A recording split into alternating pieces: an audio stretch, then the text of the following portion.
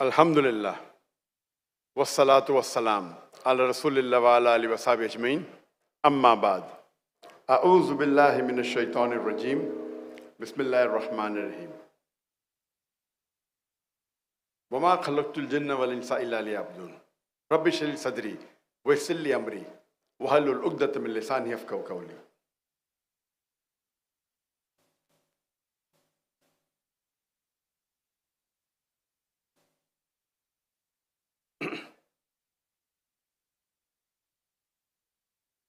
अल्हम्दुलिल्लाह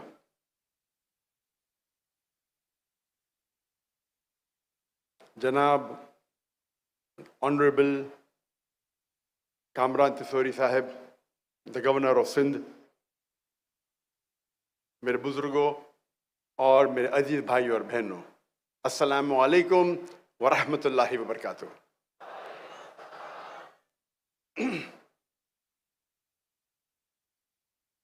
जब एक मुजाहिद मैदान जंग में उतरता है और उसके हथियार लिए जाते, ये ऑडियो मेरी हथियार है।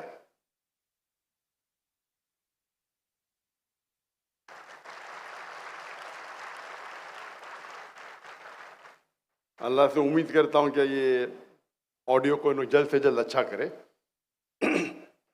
तकरीर शुरू करने के पहले, जैसे आप सब जानते हैं कि मेरी तालीम अंग्रेजी में हुई है, तो हो सकता है कि इस उर्दू तकरीर में मैं गलतियां करूंगा, तो उसके लिए माजरत चाहता हूं। 2 दिन पहले जब गवर्नर साहब ने मुझे बुलाया था, तो 12 साल के बाद मैं पब्लिक में उर्दू में तकरीर कर रहा हूं। इसके पहले 2012 में किशनगंज में, 2012 हिंदुस्तान में, बिहार में किशनगंज में 10 लाख से ज्यादा मजमा था, वहां मेरी आखिरी उर्दू तकरीर थी। और क्योंकि मैं हिंदुस्तान से हिजरत किया, जितने ममालिक में तकरीर किया तो वहां उर्दू तो जानने वाले थे नहीं। तो 12 साल बाद मैंने परसों उर्दू में तकरीर किया और उम्मीद रखता हूं कि अल्लाह सुब्हानहू व तआला मेरा साथ दे। मुझे बेहद खुशी हो रही है कि मैं पाकिस्तान में मौजूद हूं और काफी सालों से तमन्ना थी कि मैं पाकिस्तान में तकरीर करूं, चाहे उर्दू या अंग्रेजी में, लेकिन लोग ने इसरार किया कि उर्दू में करो, तो इंशाअल्लाह। क्योंकि मेरे उर्दू सॉफ्टवेयर बनना बंद हो गए। जब से मैं हिंदुस्तान से हिजरत किया, मेरे उर्दू सॉफ्टवेयर बनना बंद हो गए। तो लोग कहते उर्दू चैनल पे जाकिर भाई के तकरीर आना बंद हो गए। तो इंशाअल्लाह इसके बाद कोई नई मवाद, इंशाअल्लाह नया मवाद मिलेगा। तो इसीलिए जो तकरीर मैंने कल की वो पहले बार उर्दू में की। आज की तकरीर भी मैंने अंग्रेजी में 2009 में की थी और मैं आज उर्दू में पहली बार करूंगा, जिसका मौजू है हमारे जिंदगी का मकसद क्या है। What is the purpose of our lives? क्या हमने कभी सोचा कि हम दुनिया में क्या कर रहे हैं? हमने कभी सोचा हमारे जिंदगी का मकसद क्या है, हमारे हयात का मकसद क्या है? मैं जानना चाहता हूं कि आज की ऑडियंस माशाअल्लाह हजारों की तादाद में है, 30, 40, 50 हजार या ज्यादा। मैं आपसे पूछना चाहता हूं कि आप में से कभी भी किसी ने पहले सोचा, आज के पहले सोचा कि हमारे जिंदगी का मकसद क्या है? जिसने भी सोचा हाथ ऊपर करो। माशाअल्लाह माशाअल्लाह 50 या 40% ने सोचा है, माशाअल्लाह।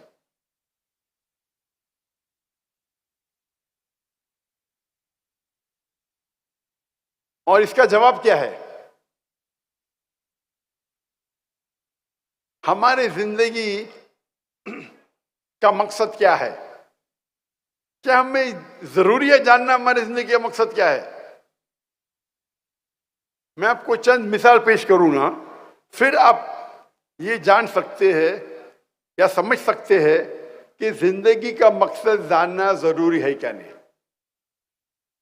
अगर एक शख्स एक चौराहे पे आता है और एक सड़क पे गुजरने वाले आदमी से पूछता है क्या ये सड़क किधर जा रही है, वो आदमी उससे पूछता है आपको कहां जाना है, तो वो कहता है किधर भी चलेगा। तो आदमी जवाब देता है जब किधर भी चलेगा तो आप क्यों पूछ रहे क्या सड़क जाती है, आप जाइए, आप पहुंच जाएंगे किधर भी।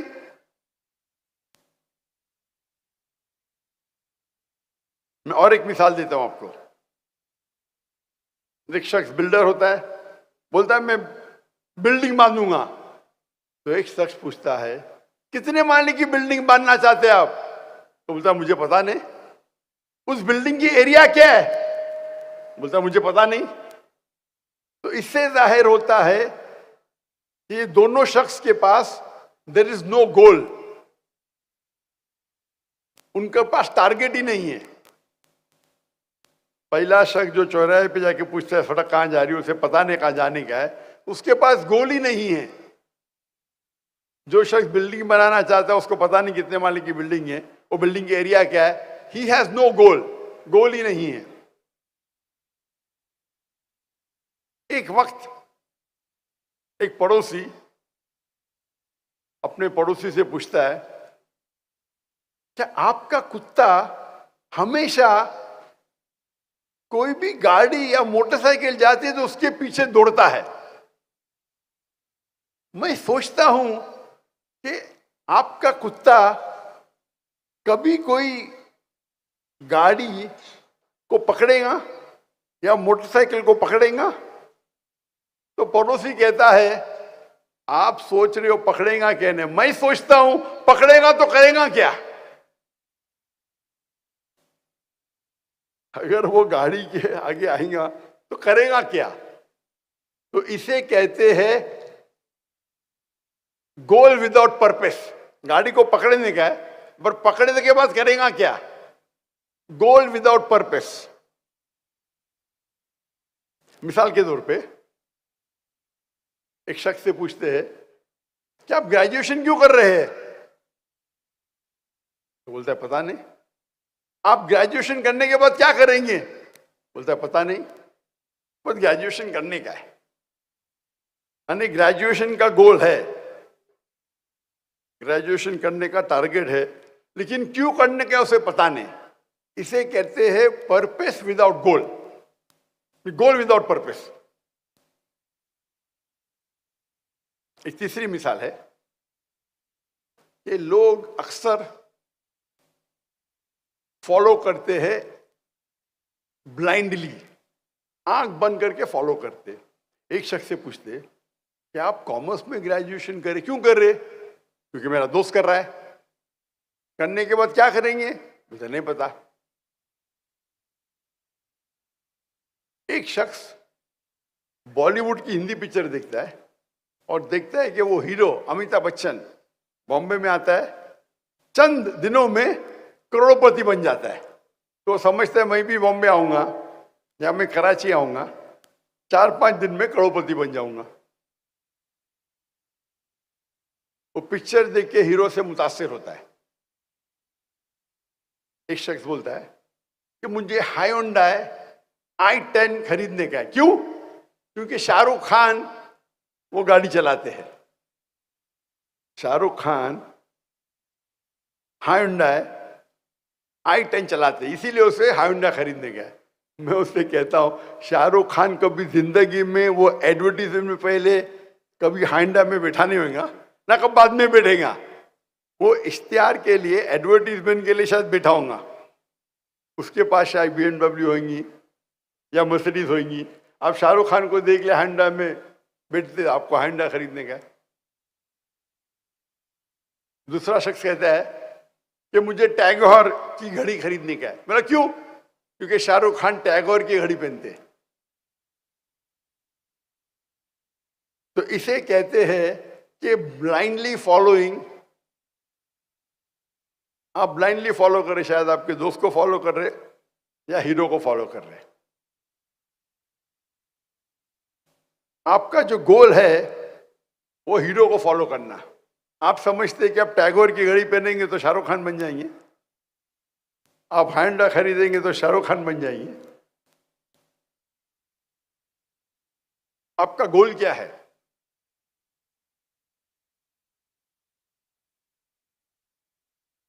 और कुछ लोग का गोल होता है लेकिन नो प्लानिंग। एक शख्स कहता है, एक शख्स टेक्सटाइल की कंपनी को खरीदता है, बोलता है इसमें बहुत मुनाफा है, गोल उसके पास है, उसको धंधे में तिजारत में मुनाफा करने का है, वो टेक्सटाइल की कंपनी खरीद लेता है। अगर उससे पूछा जाता है आप अपने कपड़े किधर बेचेंगे, बोलता है मुझे पता नहीं। आप रॉ मटेरियल्स टेक्सटाइल का कहां से खरीदेंगे, मुझे पता नहीं। आप किसी को अपॉइंट करेंगे सीईओ को या मैनेजर को, बोलता मुझे पता नहीं। गोल तो है, मकसद तो है कि मुनाफा करना तिजारत में, धंधे में, लेकिन नो प्लानिंग, गोल विदाउट प्लानिंग। एक मिसाल दूंगा मैं। एक शख्स को साइंटिस्ट बनने का है, बोलता है मुझे दुनिया का एक सबसे बेहतरीन साइंटिस्ट बनना है। तो वो क्या करता है, वो रिसर्च करता है और तहकीकात के बाद उसे पता चलता है कि दुनिया का सबसे बेहतरीन साइंटिस्ट है आइजैक न्यूटन। उसकी तहकीक बिल्कुल सही रहती है। फिर वो क्या करता है, जिस तरीके आइजैक न्यूटन के लंबे बाल थे, कर्ली बाल, वो लंबे बाल उगाता है, कर्ली बाल उगाता है। जिस तरीके से आइजैक न्यूटन कपड़े पहनता था, वो कपड़े पहनने लगता है। जिस तरीके से वो जूते पहनता था आइजैक न्यूटन, उस तरीके से वो जूते पहनने लगता है। क्या वो साइंटिस्ट बनेगा? हाँ क्या नहीं? उसकी तहकीक सही थी कि आइजैक न्यूटन सबसे बेहतरीन साइंटिस्ट है दुनिया के। प्लानिंग है, गोल है, बट प्लानिंग गलत है। बाल उगाने से, कपड़े पहनने से, आइजैक न्यूटन जैसे जूते पहनने से कोई साइंटिस्ट नहीं बनता है। तो इसे कहते हैं गलत प्लानिंग। तो आज के माशरे में हम देखते हैं कि अक्सर लोग, उनके पास कोई गोल ही नहीं है। जैसे वो सड़क पे वो मुसाफिर पूछता है कि सड़क किधर जा रही है, आपको कहाँ जाना है, किधर भी गए चलेगा। उनका गोल ही नहीं, उनका टारगेट ही नहीं। कुछ लोग ऐसे हैं, गोल है लेकिन मकसद ही नहीं, कुत्ते की तरह गाड़ी के पीछे भाग रहे। पकड़ेंगे तो करेंगे क्या आप? भोगते भोगते गाड़ी के पीछे भागते, अगर पकड़ेंगे तो करेंगे क्या? यानी गोल है लेकिन पर्पसलेस गोल। कुछ लोग भीड़ को फॉलो कर रहे, दोस्त जा रहे तो हम भी जा रहे। वो हीरो को देखते हैं कि बम्बई आता है, कराची आता है, करोड़पति बन जाता है, मैं भी बन जाऊंगा। मैं टैगोर की घड़ी पहनूंगा या हैंडा गाड़ी चलाऊंगा, शाहरुख खान बन जाऊंगा। भीड़ को फॉलो कर रहे। कुछ लोग का गोल है जैसे टेक्सटाइल कंपनी खरीदने वाला, लेकिन प्लानिंग ही नहीं है। किधर से माल खरीदेगा पता ही नहीं, किधर बेचेगा पता ही नहीं, ना मैनेजर ना सीईओ। और कुछ लोग है प्लानिंग करते लेकिन गलत प्लानिंग करते। आइजैक न्यूटन बनने का तो आइजैक न्यूटन के कपड़े पहन रहे, जूते पहन रहे। तो ये हमारे माशरे में अक्सर आप देखेंगे इंसान इसी 6 किस्म में से एक किस्म में आते हैं।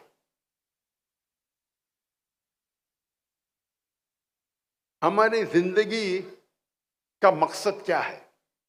आप सोच सकते हैं, अगर हम इन किस्म के लोगों जैसे होंगे तो हमारी जिंदगी का मकसद क्या है? इस सवाल का जवाब, हमारी जिंदगी का मकसद क्या है, सबसे बेहतर कौन दे सकता है? डॉक्टर जाकिर नाइक? बिल्कुल नहीं। क्या एक डॉक्टर दे सकता है? क्या एक साइकोलॉजिस्ट इस सवाल का जवाब दे सकता है? सबसे बेहतरीन जवाब इस सवाल का, हमारे जिंदगी का मकसद क्या है, कौन दे सकता है? हमारा खालिक, हमारा मालिक अल्लाह सुब्हानहू व तआला। अल्लाह सुब्हानहू व तआला से बेहतर जो हमारा खालिक है, हमारा मालिक है, क्या कौन उससे बेहतर इस सवाल का जवाब दे सकता है? हाँ या नहीं? अल्लाह ताला फरमाते हैं, इस तकरीर के शुरू में मैंने एक आयत की तिलावत की, सूरह धारियात, सूरा नंबर 51, आयत नंबर 56, आयत नंबर 56, वमा खलक़तुल जिन्न वल इंसा इल्ला लियअबुदून, कि हमने जिन और इंसान को पैदा किया ताकि वो हमारी इबादत करे। अल्लाह ताला फरमाते हैं कि अल्लाह ने जिन और इंसान को पैदा किया ताकि वो अल्लाह सुब्हाना व ताला की इबादत करे। ये अरबी लफ्ज इबादत आता है अब्द से, मतलब स्लेव। अब मतलब स्लेव, जो नौकर से ज्यादा है। और इबादत का क्या मतलब है? अल्लाह की इबादत का मतलब क्या है? अल्लाह की इबादत करना मतलब, अगर आप अल्लाह सुब्हाना व ताला के अहकामात पे अमल करते हैं, उसे कहते हैं अल्लाह की इबादत करना। जो अल्लाह ताला कुरान मजीद में फरमाते हैं उसके ऊपर आप चलते हैं तो उसे कहते हैं इबादत करना अल्लाह की। अगर आप इस्लाम के 5 बुनियादी पिलर्स, 5 पिलर्स पे अमल करते हैं, चाहे तौहीद हो, चाहे सलाह हो, नमाज, चाहे ज़कात हो, चाहे रोज़ा हो या हज हो, आप अगर उस पे अमल करते हैं उसे कहते हैं इबादत करना।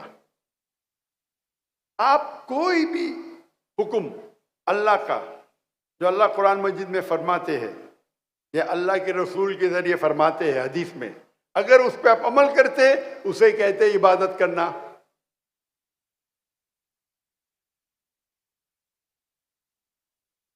अल्लाह फरमाते कुरान मजीद में सूरह माइदा सूरा नंबर 5 आयत नंबर 3 में कि आप खंजीर, सूअर का गोश्त मत खाओ। अगर आप खंजीर नहीं खाते, सूअर का गोश्त नहीं खाते, आप इबादत कर रहे। अल्लाह ताला फरमाते सूरह माइदा में सूरा नंबर 5 आयत नंबर 90 में, शराब मत पियो। अगर आप शराब नहीं पीते, आप इबादत कर रहे। अल्लाह ताला फरमाते कुरान मजीद में कि सच बोलो, झूठ मत बोलो। अल्लाह फरमाते रिश्वत मत दो, चीटिंग मत करो। अगर आप सच बोलते हैं, झूठ नहीं बोलते हैं, रिश्वत नहीं देते, चीटिंग नहीं करते, आप अल्लाह की इबादत कर रहे।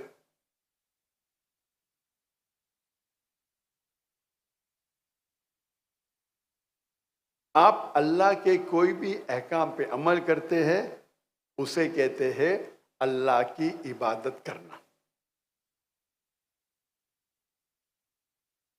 और अल्लाह सुब्हाना व ताला कुरान मजीद में फरमाते हैं, वमा खलक़तुल जिन्न वल इंसा इल्ला लियअबुदून, सूरह धारियात सूरा नंबर 51, 51 वर्स नंबर 56, कि हमने जिन और इंसान को पैदा किया सिर्फ अल्लाह की इबादत करने के लिए।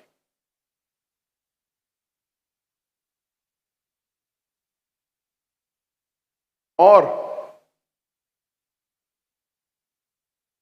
अल्लाह ताला फरमाते हैं कि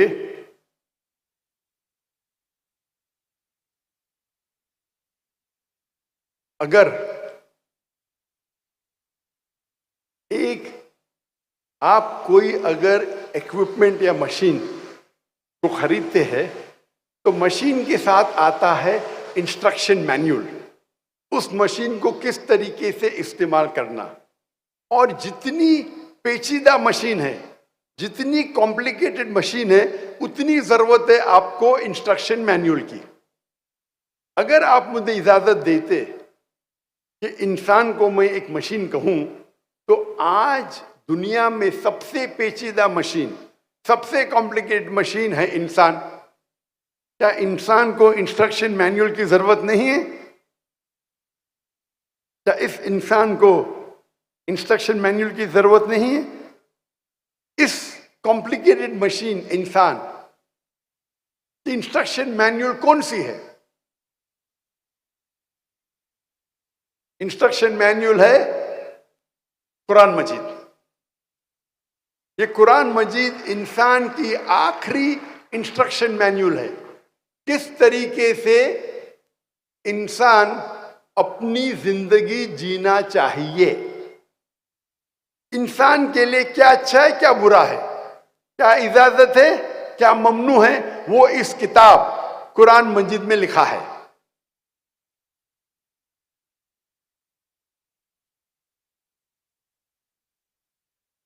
ये अल्लाह का आखिरी कलाम, आखिरी वही, आखिरी नबी मोहम्मद सल्लल्लाहु अलैहि वसल्लम पे नाजिल की गई है। लोग पूछते हैं कि अल्लाह सुब्हाना व ताला क्यों चाहते हैं कि हम अल्लाह की तारीफ करें? अल्लाह क्यों चाहता है हम कहें अल्हम्दुलिल्लाह? अल्लाह क्यों चाहता है हम कहें अल्लाह अकबर? अल्लाह को क्या अल्लाह तारीफ के मोहताज है? नौज़ बिल्लाह। क्या अल्लाह को जरूरत है कि हम अल्लाह अकबर बोले? इसका जवाब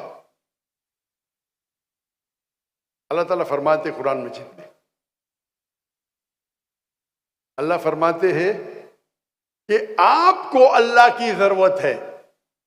अल्लाह कोई भी चीज,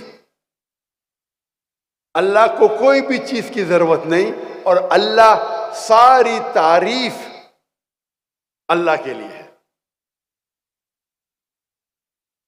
ये अल्लाह ताला फरमाते सूरह नहल में, सूरह नंबर 16 में, कि अल्लाह, तुमको अल्लाह की जरूरत है, अल्लाह को किसी भी चीज की जरूरत नहीं, और सारी तारीफ अल्लाह के लिए।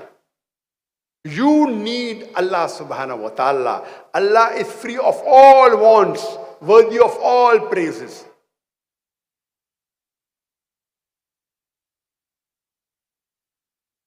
तो सवाल आता है, क्यों हम अल्लाह अकबर बोलते हैं, क्यों हम अल्हम्दुलिल्लाह बोलते हैं? सारी तारीफ अल्लाह के लिए है, अल्लाह अकबर। इसका जवाब है, हम इंसान अगर किसकी तारीफ करते हैं तो उसका बात भी मानते हैं। मिसाल के तौर पे, अगर आपकी वालदा है जो बीमार है और और उनको हार्ट प्रॉब्लम है, तो आप क्या कहेंगे? आप ढूंढेंगे सबसे बेहतरीन हार्ट स्पेशलिस्ट कौन है। जब आप तहकीक करेंगे आपको मालूम पड़ेगा कि मशहूर डॉक्टर है, आप उस मशहूर हार्ट स्पेशलिस्ट, कार्डियोलॉजिस्ट की बात मानेंगे आपके वालदा के दिल की बीमारी को दूर करने के लिए। अगर कोई आदमी आपको मिलेगा रास्ते पे, वो कुछ कहेगा, क्या आप उसकी बात मानेंगे? और जवाब ही नहीं, आप मानेंगे एक मशहूर कार्डियोलॉजिस्ट की। क्यों? उसकी इतनी शोहरत है कि वो वर्ल्ड का बेस्ट कार्डियोलॉजिस्ट है, आप उसकी बात मानेंगे। तो ये इंसान की फितरत है। जो आदमी की आप इज्जत करते हैं, जो आदमी की तारीफ करते हैं, आप उसका कहना मानते हैं। तो अल्लाह सुब्हाना व ताला चाहता है कि आप अल्लाह की तारीफ करें, नहीं ताकि वो ऊंचे हो। आप अल्लाह अकबर 10 बार बोलो, लाख बार बोलो, अल्लाह अकबर तो ऑलरेडी अल्लाह अकबर है, उससे ज्यादा अकबर हो ही नहीं सकते। अल्लाह ऑलरेडी चोटी पे है। आप 10 बार बोलो, 1000 बार बोलो, अल्लाह को कोई फर्क पड़ता नहीं। अल्लाह चाहते हैं कि आप अल्लाह की तारीफ करें ताकि आप अल्लाह की हिदायत पे अमल करें।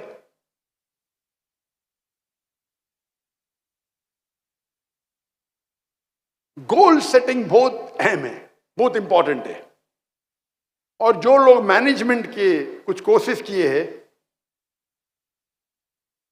वो जानते होंगे, गोल सेटिंग का एक्रोनियम है स्मार्ट, SMART।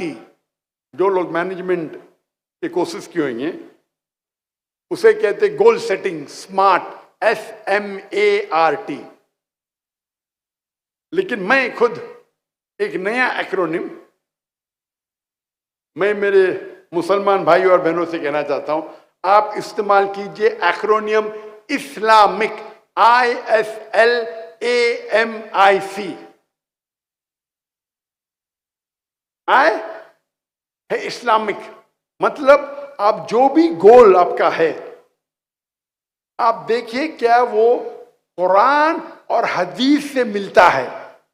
जो भी गोल आप सेटिंग कर रहे हैं वो मैच होना चाहिए कुरान के तालीमात से और सही हदीस की तालीमात से। जो तालीम अल्लाह ताला में देते हैं कुरान में, या आखिरी नबी मोहम्मद सल्लल्लाहु अलैहि वसल्लम देते सही हदीस में, उससे मैच होना चाहिए। अगर आपका गोल उससे मैच नहीं हो रहा है तो ये गोल आपके लिए कोई फायदे का नहीं है। मिसाल के तौर पे एक आदमी सोचता है कि मैं दुनिया की सबसे बेहतरीन शराब बनाऊंगा। गोल है उसका, विजन है, एम है। क्या कुरान मजीद से मैच होता है? हदीस से मैच होता है? कुरान मजीद में अल्लाह ताला फरमाते सूरह माइदा में सूरह नंबर 5 आयत नंबर 90 में, या अल्लज़ीना आमनू इन्नमल खम्रु वल मैसिरु वल अंज़ाबु वल अस्लामु रिज्सुम मिन अमली शैतान फज्तनिबू लअल्लकुम तुफ्लिहून। ए ईमान वालो, खमर, नशे वाली चीज, जुआ खेलना, डेफिनेशन ऑफ एरोज, बुत परस्ती, ये शैतान के हथकंडे हैं। इससे दूर रहो ताकि आपको सफलता मिलेगी। तो ये एक शराब बनाना आपका गोल होगा, लेकिन ये कुरान मजीद के खिलाफ है। और हदीस में भी इब्न माजा किताब नंबर 30 कई हदीसों में जिक्र है कि शराब हराम है। तो ये नंबर 1 है इस्लामिक। आपका गोल इस्लामिक होना चाहिए, कुरान की हिदायत से मैच करना चाहिए। अल्लाह के आखिरी रसूल मोहम्मद सल्लल्लाहु अलैहि वसल्लम जो जिक्र करते सही हदीस में, उससे मैच होना चाहिए। नंबर 2 एस मतलब स्पेसिफिक, मतलब आपका गोल स्पेसिफिक होना चाहिए। एक गुरु अपने शागिर्दों से उनको सिखा रहा था तीर कमान, बो एंड एरो, तीर किस तरीके से चलाना चाहिए। और अपने शागिर्दों से कहता है, सब लोग अपना निशाना लगाओ उस परिंदे की आंख पे। ये स्पेसिफिक है, परिंदे की आंख पे निशाना लगाओ। तो सब लोग निशान तानते हैं। उस्ताद पूछता है पहले तालिब से, आप क्या देखते हैं? वो जवाब देता है, मैं सारे जंगल को देख रहा हूं, इसमें कई पेड़ है, एक पेड़ पे एक परिंदा है और उस परिंदे की आंख को देख रहा हूं। उस्ताद दूसरे शागिर्द से पूछते, आपको क्या दिख रहा है? मुझे दिख रहा है कि एक पेड़ है, उस पेड़ पे एक परिंदा है, उस परिंदे की आंख है, ये मैं देख रहा हूं। उस्ताद तीसरे शागिर्द से पूछते, आप क्या देख रहे? मैं देखता हूं एक परिंदा है और उसकी आंख है। उस्ताद पूछते चौथे शागिर्द से, आप क्या देख रहे? उस्ताद मैं सिर्फ परिंदे की आंख को देख रहा हूं और कुछ नहीं दिख रहा मुझे। उस्ताद कहते, तीर को छोड़ो।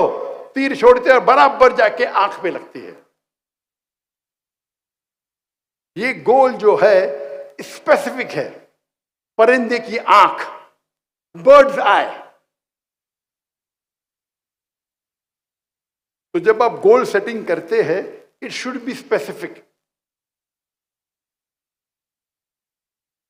एल मतलब ल्यूक्रेटिव, आपको मुनाफा होना चाहिए, फायदा होना चाहिए आपके गोल सेटिंग से। और सबसे बेहतरीन फायदा अल्लाह ताला फरमाते सूरह बकरा में सूरह नंबर 2 आयत नंबर 201 में, रब्बना आतिना फिद दुनिया हसनतों फिल आखिरति अज़ाबिन नार, कि अल्लाह ताला से हम दुआ करते कि हमें इस दुनिया में सबसे बेहतरीन चीज मिले और हसनात मिले आखिरत में, और हमें जहन्नम से निजात मिले। तो इस दुआ में हम दोनों चीज मांग रहे हैं, दुनिया और आखिरत। लेकिन अगर तवज्जो देंगे तो इस दुआ में दुनिया के बारे में एक चीज है और आखिरत के बारे में दो चीज। रब्बना आतीना फिद दुनिया, हम अल्लाह से दुआ करते हैं कि इस दुनिया में हमें अच्छी चीज दे। रब्बना आतीना फिद दुनिया हसनतौ व फिल आखिरत हसनतौ, और आखिरत में अच्छी चीजें दे, और हमको जहन्नम से, जहन्नम की आग से निजात दे। तो आखिरत की चीज एक तिया है, दुनिया की चीज एक तिया है, और अने दुनिया में अच्छी चीज दे और आखिरत में अच्छी चीज दे, और आखिरत दूसरी दुनिया के जहन्नम की आग से हमें पनाह दे। तो आखिरत के बारे में दो चीजें हैं। तो एक तिया हिस्सा दुनिया है, दो तिया हिस्सा आखिरत है। तो कई स्कॉलर्स, आलिम दीन कहते हैं दुआ मांगो, दुनिया और आखिरत के दोनों मांगो, लेकिन आखिरत के लिए ज्यादा मांगो। कुछ उल्मा कहते हैं, आलिम दीन कहते हैं मांगो तो मिनिमम दो तिया हिस्सा, 2/3 आखिरत के लिए होना चाहिए। और अल्लाह ताला फरमाते सूरह हूद में सूरह नंबर 11 में, आप अगर दुनिया मांगेंगे अल्लाह दुनिया देगा, लेकिन आखिरत के लिए आपके पास कोई हिस्सा नहीं है। आप आखिरत मानेंगे अल्लाह आपको आखिरत भी देगा और दुनिया भी देगा। तो ल्यूक्रेटिव प्रॉफिट होना चाहिए, देखो, लेकिन आपका प्रॉफिट आखिरत की तरफ ज्यादा होना चाहिए, क्योंकि आखिरत आपकी जिंदगी लंबी है। अल्लाह के रसूल फरमाते इस दुनिया में इंसान एक ट्रैवलर है, एक मुसाफिर है। अभी मैं मुसाफिर हूं पाकिस्तान में, तो क्या मैं मकान खरीदूंगा? मैं होटल में रहूंगा ना, टेम्परेरी हूं, मैं थोड़ी मकान खरीदूंगा, मुसाफिर हूं। तो उसी तरीके से दुनिया में मुसाफिर है। हम क्या करते, इतना माल दौलत इकट्ठा करते, हम समझते कि हम जिंदगी भर दुनिया में रहने वाले, 1000 साल के लिए, 5000 साल के लिए, हम मुसाफिर हैं। तो आपकी तवज्जो आपके गोल में ज्यादा होना चाहिए आखिरत पे, दुनिया पे हो सकती है लेकिन कम, ल्यूक्रेटिव, प्रॉफिटेबल। आखिरत ज्यादा, दुनिया भी होना चाहिए, नो प्रॉब्लम। सिर्फ आखिरत है तो सोने पे सुहागा, सिर्फ आखिरत है तो सोने पे सुहागा। आखिरत तो मिलेंगी, अल्लाह आपको दुनिया भी देगा। एप्ट एंड अप्रोप्रिएट, मतलब आपका गोल सही होना चाहिए, अप्रोप्रिएट होना चाहिए। ये जो स्मार्ट मैंने कहा, SMART, यहां ए मतलब अचीवेबल, जो मैं नहीं मानता हूं। हमारे मैनेजमेंट के गुरु कहते गोल होना चाहिए अचीवेबल। अचीवेबल मतलब आप उस गोल को हासिल कर सकते, इसमें मानता नहीं हूं। अल्लाह की मदद होगी तो many things which you think is not achievable is achievable.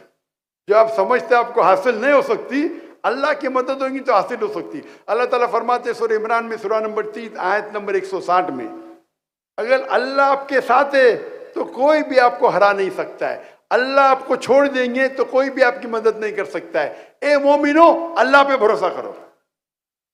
तो अल्लाह की मदद आपके साथ है तो आपके लिए सारे गोल आसान है।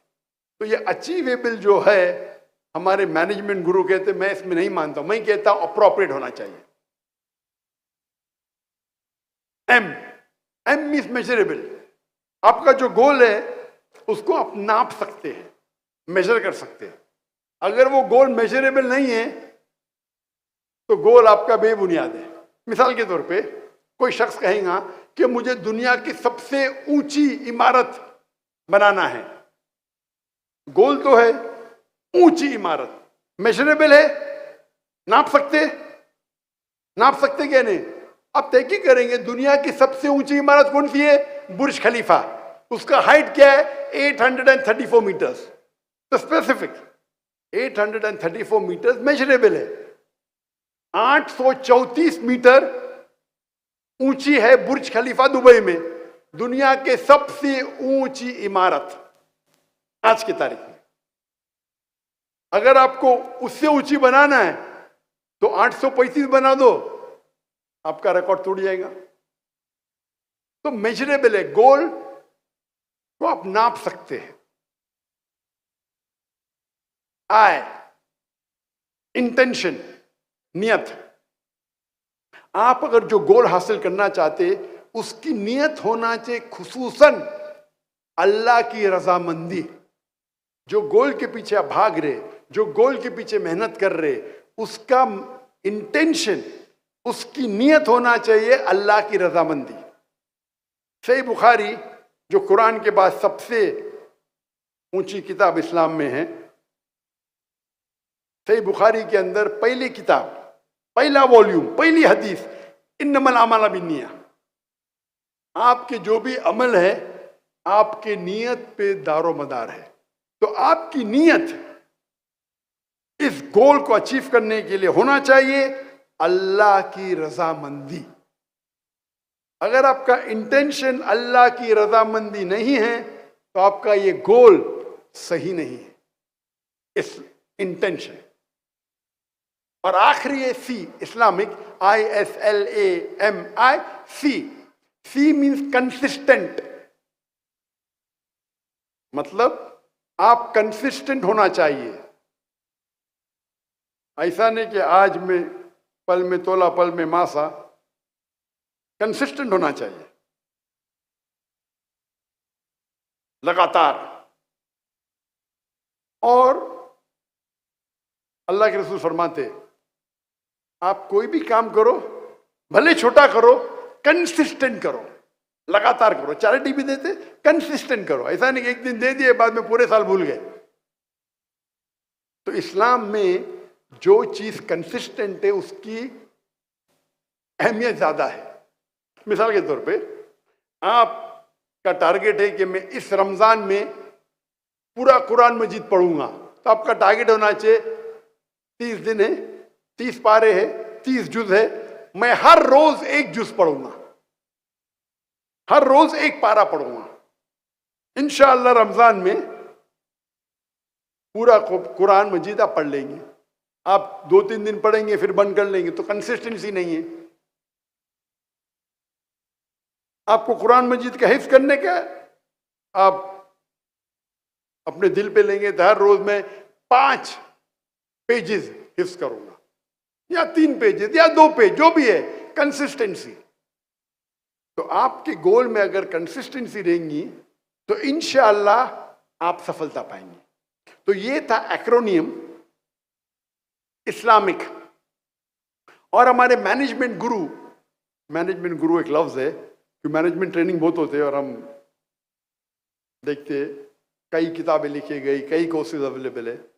वो एक इंसान की मिसाल देते अक्सर, उसका नाम है उस लड़की का विल्मा रुडोल्फ।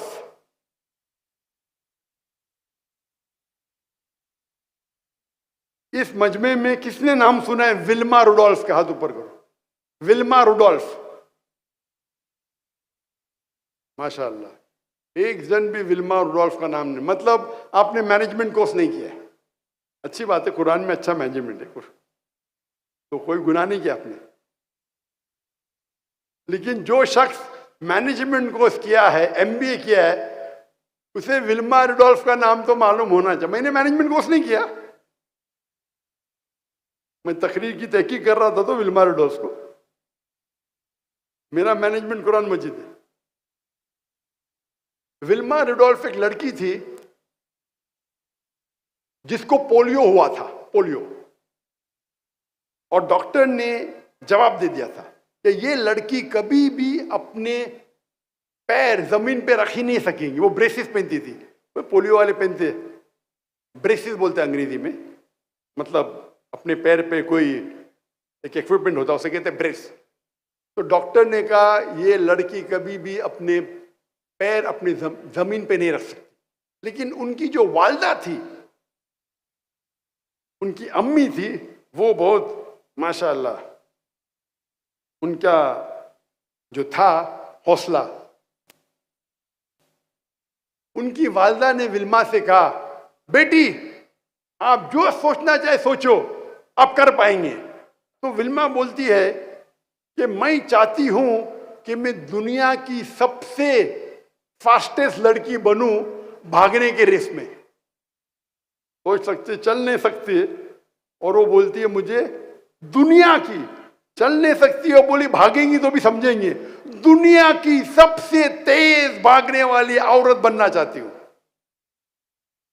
ये मैनेजमेंट गुरु मिसाल देते हैं, लेकिन उनका जो ये है अचीवेबल, तो अचीवेबल तो है नहीं ना भाई, तुम पाँव नहीं रख सकते, चलने की कोशिश करो, भागने की, सबसे तेज भागने की। इसलिए बोलता हूं मैं, ये अचीवेबल जो वर्ड है मैं इससे सहमत नहीं हूं, it should be apt.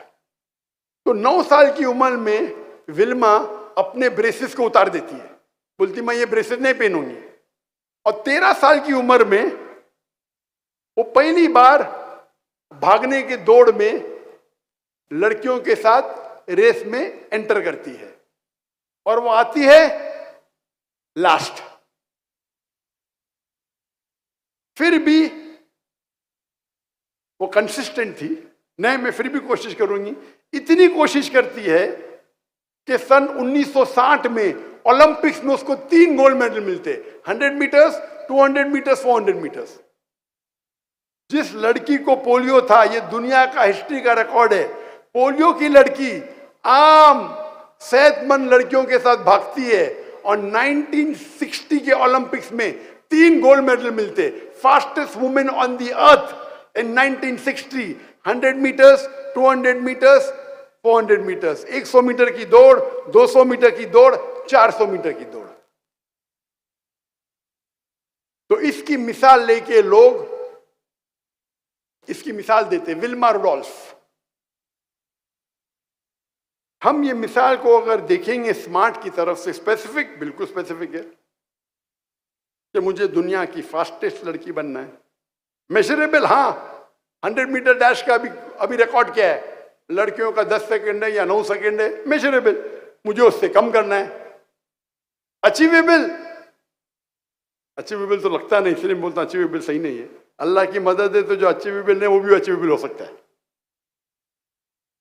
Are, reasonable, ये स्मार्ट है, इस्लामिक बाद में आऊंगा मैं। Reasonable, is it reasonable? और आखिरी में टाइम बाउंड। टाइम बाउंड, अगर आपको रेस में दौड़ना है तो आप 25 साल के अंदर होना चाहिए। आप 40 साल के बनने के बाद तो दौड़ नहीं सकते, 25 होएगा, 26 होएगा, 30 होएगा, उससे ज्यादा नहीं। तो टाइम बाउंड है। अगर आप इस्लामिक एक्रोनियम उतरेंगे, इस्लामिक, तो विल्मा रुडोल्फ को अगर स्मार्ट में अच्छे नंबर मिलेंगे, इस्लामिक में कितने नंबर मिलेंगे? क्या ये गोल इस्लामिक है? क्या कुरान मजीद के खिलाफ है, या कुरान मजीद इसको अप्रूव करता है?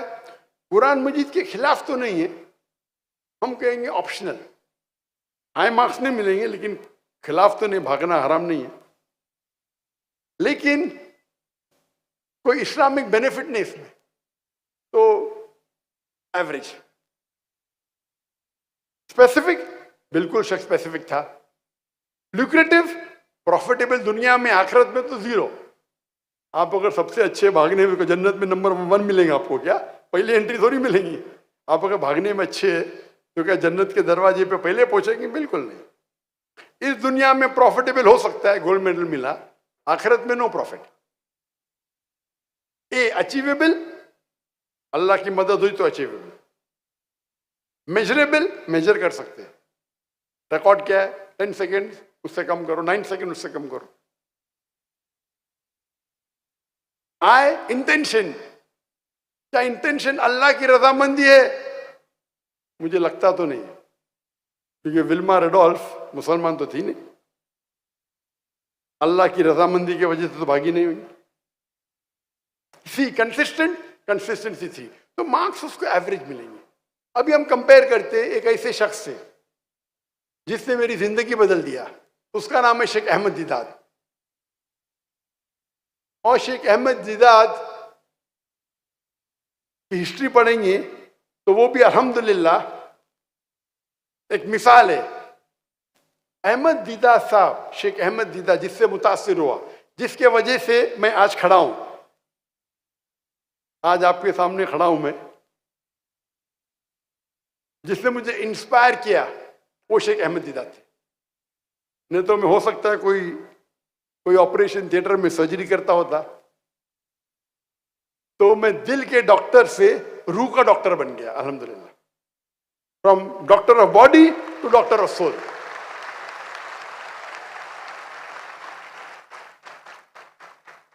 मैंने चुना था डॉक्टर बनने के लिए क्योंकि मैं समझता था डॉक्टर बनना सबसे अच्छा पेशा, अच्छी बात है, लेकिन सबसे अच्छा नहीं है। अगर मैं कोई बीमार की इलाज कराता हूं तो मुझे खुशी होती, लेकिन अगर कोई गैर मुस्लिम को इस्लाम की तरफ दावत देता हूं, अल्लाह उसे हिदायत देता है, तो जो खुशी होती दिल में वो बीमार को अच्छे करने से लाखों गुना ज्यादा है। और अल्लाह ताला फरमाते एक शख्स को अगर आप गैर मुस्लिम को मुस्लिम बनाते तो वो नियामुल हुर्म में, मतलब वो लाल रेड कैमल के बराबर है, एक लाल ऊंट के बराबर है। लाल ऊंट उस वक्त, आज कहेंगे आज की रोल्स रॉय, या मैं कहूंगा बुगाटी, और बुगाटी पे बाद में आई हम। बुगाटी बहुत कम लोग जानते, रोल्स रॉय तो काफी लोग जानते। कौन जानते बुगाटी क्या है? ओ माशाअल्लाह।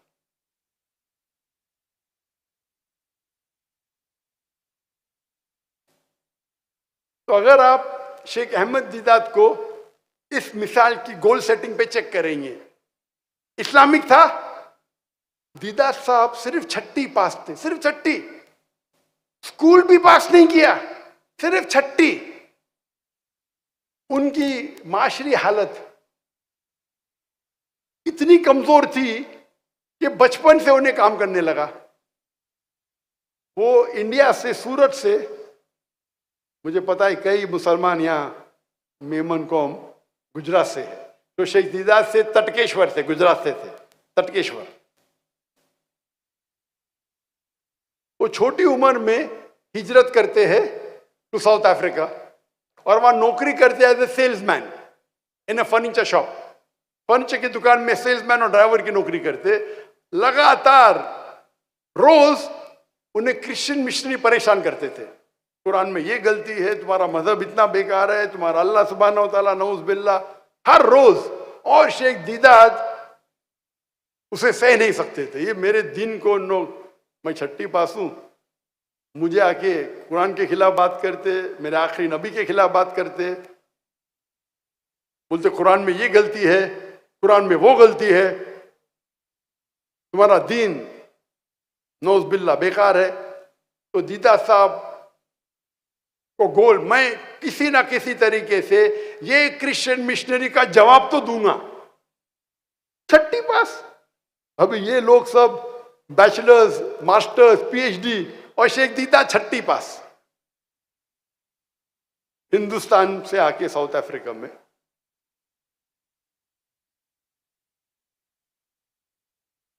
और अल्हम्दुलिल्लाह अल्लाह की मदद से उनको एक किताब मिली, इज़ारुल हक, जो रहमतुल्लाह करानवी ने लिखी थी, जो पादरी फेंडर के खिलाफ लिखी थी। अंग्रेजी में किताब मिलती है इज़ारुल हक, उसका तर्जुमा, अरबी किताब का तर्जुमा अंग्रेजी में, और वो पढ़ते हैं। और उसमें कई क्रिश्चियन मिशनरी के जो अटैक्स है इस्लाम के खिलाफ, उसके जवाब उसमें रहते। वो पढ़ते और बोलते चलो शुरू हो जाओ। अकेले शख्स, छठी पास, और कई क्रिश्चियन मिशनरी के साथ 1-to-1 डिबेटिंग शुरू। डिबेटिंग करते करते इतने मशहूर हो जाते, क्या वो स्टेज पे बात करने लगते, फिर पादरी से डिबेट करते। 1980s में उनको रिक्वेस्ट आता है डिबेट करना रेवरेंड जिमी स्वैगट। रेवरेंड जिमी स्वैगट उस वक्त 1984-82, उस वक्त वो क्रिश्चियन मिशनरी के सबसे बिगेस्ट टेलीवेंजलिस्ट थे। वो स्टेज पे बात करने में दुनिया में सबसे माहिर थे। और दीदात साहब भी मशहूर हो रहे थे। और इस डिबेट के पहले वो आते पाकिस्तान में, डिबेट के चंद महीने पहले वो आते पाकिस्तान में। पाकिस्तान में भी मजमा माशाअल्लाह हजारों का था। उस मजमे में दीदाद साहब के फैन कहते हैं, Sheikh दीदाद, I request you not to debate with Reverend Jimmy Swaggart. दीदाद साहब के चाहने वाले पाकिस्तानी अंग्रेजी में कहते हैं दीदाद साहब से, Sheikh दीदाद, I request you not to debate with Jimmy Swaggart. मैं आपसे इल्तिजा करता हूं कि आप जिमी स्वैगर्ट से मुनाजरा मत करो, वरना he will chew you and spit you aside. वो आपको चबाएगा और थूक देगा।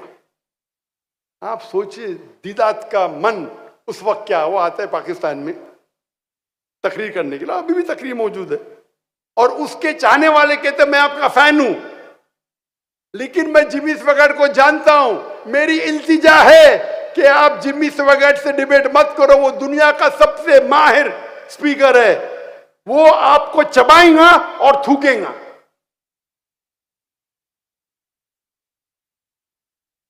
दीदाद साहब जवाब देते कि अल्लाह मेरे साथ है। छठी पास, एक छठी पास करने वाला इंसान, उसके चाहने वाला बोल रहे आपको चबा के थूकेगा, उसके दिल पे क्या बीतती होगी सोचो। मजमा इतना बड़ा, मैं उस पाकिस्तानी को दोषी नहीं ठहरा रहा हूं, उसने दीदाद साहब की मोहब्बत में कहा, लेकिन उसको पता नहीं अल्लाह ताला फरमाते सूरह इमरान में सूरह नंबर 3 आयत नंबर 54 में 54 में, मकरू मकर अल्लाह वल्लाहु खैरुल माकिरीन। इन लोग ने प्लान किया, काफिरों ने, अल्लाह ने प्लान किया, अल्लाह सबसे बेहतरीन है प्लान करने में। दीदाद साहब जाते हैं लुइसियाना, और डिबेट अभी भी मौजूद है, और वहां डिबेट करते, उसका टॉपिक होता है is the Bible God's word, क्या बाइबल खुदा का कलाम है। और उसके शहर में, जिमी स्वैगर्ट के शहर में, उसके मजमे में उसके साथ मुनाजरा करते हैं और उसे शिकस्त देते हैं, अल्हम्दुलिल्लाह।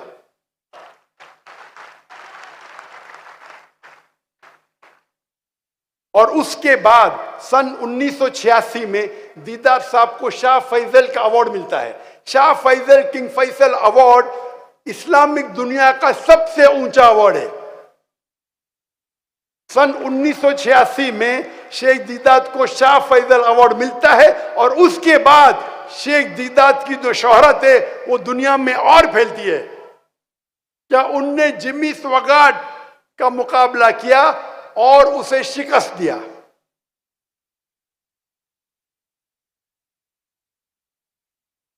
अगर आप देखेंगे विल्मा रुडोल्फ और शेख दीदाद की मिसाल, शेख दीदाद का अगर आप गोल सेटिंग देखेंगे, इस्लामिक था कि नहीं? बेशक इस्लामिक था। नंबर 2, क्या स्पेसिफिक था? बिल्कुल स्पेसिफिक। मेरी जिंदगी का मकसद है ये जो क्रिश्चियन मिशनरीज है जो हमारे मुसलमान को परेशान कर रहे, उन्हें मुंह तोड़ जवाब देना चाहिए। स्पेसिफिक था, ल्यूक्रेटिव, फायदेमंद था। दुनिया में शायद फायदा मिले ना मिले, आखिरत में तो इंशाअल्लाह जन्नत मिलेंगी। लेकिन अगर आपकी नियत आखिरत है तो अल्लाह दुनिया में भी आपको देता है। दीदाद को शाह फैसल अवार्ड मिला, छठी पास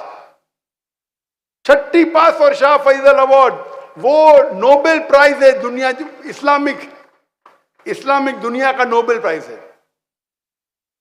आखिरत में भी फायदा, दुनिया में भी फायदा। अप्रोप्रिएट, बिल्कुल अप्रोप्रिएट था। मेजरेबल था। हाँ भाई, मुझे तो जाके मुनाजरा करने गया 1 to 1 ने स्टेज पे जाके, मैं भी टारगेट उनको आएगा कि जो थे केप टाउन में, डरबिन में, साउथ अफ्रीका में, उनके पादरी से मुनाजरा करूं। अल्लाह ने उन्हें दुनिया के सबसे बड़े क्रिश्चियन टेलीवैंजलिस्ट से मुनाजरा करा दिया। मेजरेबल, सबसे बेहतरीन को शिकस्त दी। इंटेंशन क्या थी? शेख दीदाद की नियत क्या थी? अल्लाह की रजामंदी। अगर वो अल्लाह के खिलाफ जो तोहमत है उसका जवाब देते, कुरान के खिलाफ जो लोग कुरान की तौहीन करते उसका जवाब देते, उनकी नीयत तो साफ थी, अल्लाह और अल्लाह के रसूल की इताअत करें और उनके खिलाफ जो इल्जामात है उनका जवाब दे, खुसूसन ईसाई लोग के साथ। सी वॉज ही कंसिस्टेंट? क्या वो कंसिस्टेंट है? बेशक। शुरू किए और लगातार 40 साल के बाद अल्लाह ने उन्हें वो चोटी पे पहुंचाया। अगर आप कंपेयर करेंगे विल्मा रिडोल्फ और शेख अहमद दीदात, शेख अहमद दीदात का मयार तो कुछ और है। आज की दुनिया में हर आदमी का कोई सेंटर है। सेंटर मतलब वो कोई नुक्ते के ऊपर उनका एक इंसान, हर इंसान उसका कोई ना कोई सेंटर है, मतलब वो कोई ना कोई पॉइंट के वो घूमते रहता है। आज की तारीख में लोग अपनी जिंदगी जितना पैसा कमाते हैं उस तरीके से अपनी जिंदगी को वो चलाते हैं।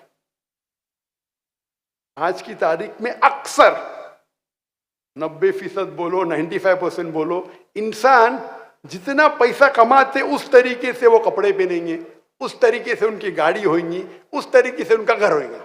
हाँ कि नहीं? हाँ कि नहीं? माशाअल्लाह। अक्सर चाहे पाकिस्तान में हो, हिंदुस्तान में, अमेरिका में हो, जितना पैसा कमाएंगे उस तरीके से उनकी जिंदगी बदलेंगे। चंद आपको 2-1% मिलना मुश्किल है जो अपनी जिंदगी अपनी कमाई के हिसाब से नहीं बिताते हैं। हालांकि होना चाहिए, आपकी जिंदगी बिताने का एक आपकी कमाई से लेना देना क्या है? आप अपनी जिंदगी बताओ जैसा बिताना चाहते, कमाई से लेना देना क्या है? तो क्योंकि आपकी जिंदगी कमाई पे है तो अक्सर इंसानों का पूरा सेंट्रल पॉइंट है कमाई। मैं कितना कमाऊंगा उस तरीके से मैं पढ़ाई करूंगा, उस तरीके से ग्रेजुएशन करूंगा, उस तरीके से धंधा करूंगा। ज्यादा पैसे तो गाड़ी अच्छी लूंगा। पूरा उनका दारो मदार कमाई पे है। आप देखना चाहते आदमी अमीर है कहने, उनका रहना सहना देख लो, आपको पता चल जाएंगे। कम लोग हैं जो देखने के बाद भी आपको पता नहीं चलेगा उनकी कमाई कितनी है। अभी हम डिस्कस करेंगे सेंटर के बारे में। कुछ लोगों का सेंटर होता है सेल्फ, खुद, सेल्फ सेंटर्ड। सेल्फ सेंटर्ड मतलब उनका पूरा सेंटर मैं। वो सेल्फ सेंटर्ड आदमी खाली अपनी अच्छाई चाहता है, वो उसको कोई फिक्र नहीं पड़ता बाजू लोग क्या कर रहे हैं, चाहे भूखे मर रहे नहीं मर रहे, मैं तो मेरे बारे में सिर्फ चाहता हूं मेरा अच्छा हो, बाकी लोग गए भाड़ में। इसे कहते सेल्फ सेंटर्ड। कुछ लोग हैं जो फैमिली सेंटर्ड है। मेरी जिंदगी का मकसद है कि मेरी फैमिली को खुश रखूं। कुछ लोग होते वालिद सेंटर्ड, अपने बाप को खुश रखना। सही या गलत नहीं, बाप को मैं मेरे वालिद को खुश रखूंगा। कुछ लोग का सेंटर्ड है माँ, वालदा, मैं तो मेरी वालदा की बात मानूंगा, उनको खुश रखूंगा। मेरी जिंदगी का मकसद है वालदा को खुश रखना।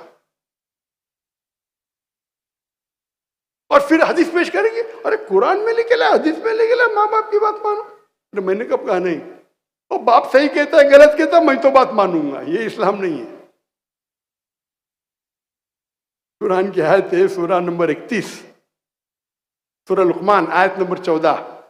ए इंसानों, वालिदैन के साथ हुस्ने सलूक करो, अपने वालिद और वालदा के साथ हुस्ने सलूक करो।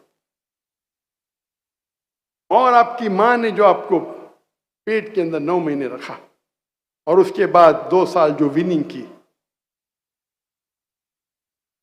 नेक्स्ट वर्स कहती है, लेकिन सूरह लुकमान सूरा नंबर 31 आयत नंबर 15, लेकिन अगर आपके वालिदैन आपको अल्लाह के खिलाफ कोई और की इबादत करने के लिए कहे तो उनकी बात मत मानो। फिर भी उनके साथ हुस्न सलूक करो। सबसे नंबर 1 पे आते अल्लाह, फिर अल्लाह के रसूल, उसके बाद वालिदैन। कोई प्रॉब्लम नहीं। इतना मत वालिद को चाहो कि वालदा को चाहो कि अल्लाह के रसूल के खिलाफ बात करे, आप उनकी बात मानो। मेरे वालिद ये कहते, मेरे वालिद वो कहते, मैं वालिद इंतकाल हो जाता फिर भी वालिद के गुण गाते रहते। मैं बुरी बात नहीं, वालिद की इज्जत करो, मैंने कहता हूं मत करो, इज्जत दो, लेकिन अल्लाह और अल्लाह के रसूल से ज्यादा नहीं। इसे कहते पेरेंट सेंटर्ड। वालिदैन उनके लिए जिंदगी में टॉप। कुछ होते बच्चे सेंटर्ड। मैं तो मेरे बेटे को अमेरिका भेजूंगा, उनका पूरा मकसद बेटे को अमेरिका भेजना। किधर भेजना? किधर भेजना? जहन्नम भेजना।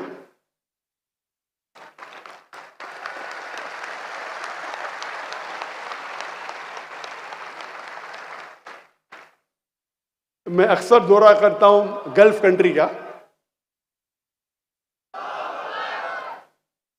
मैं गल्फ कंट्री का दौरा करता हूं और छह ममालिक में, तो नाम नहीं लूंगा, 6 के 6 ममालिक में करता हूं। और अक्सर, और वहां भी गल्फ कंट्री में तो माशाल्लाह पाकिस्तान हिंदुस्तानी तो है, लेकिन जो अरब है, अरबों भी मुझे चाहते हैं। जब चाहते हैं तो जो बड़े बड़े माशाल्लाह तुज्जार, अंग्रेजी माशाल्लाह उनकी एकदम, हमें जब my son he studying in Harvard university, my son studying in Oxford university, मेरा बेटा हार्वर्ड से फारिग है। मैं बोला माशाल्लाह। मेरा बेटा ऑक्सफोर्ड यूनिवर्सिटी से फारिग है। मैं उनको कहता हूं मेरा बेटा फारिग, वो जामुतुल इमाम रियाद से फारिग है, आपके शहर में।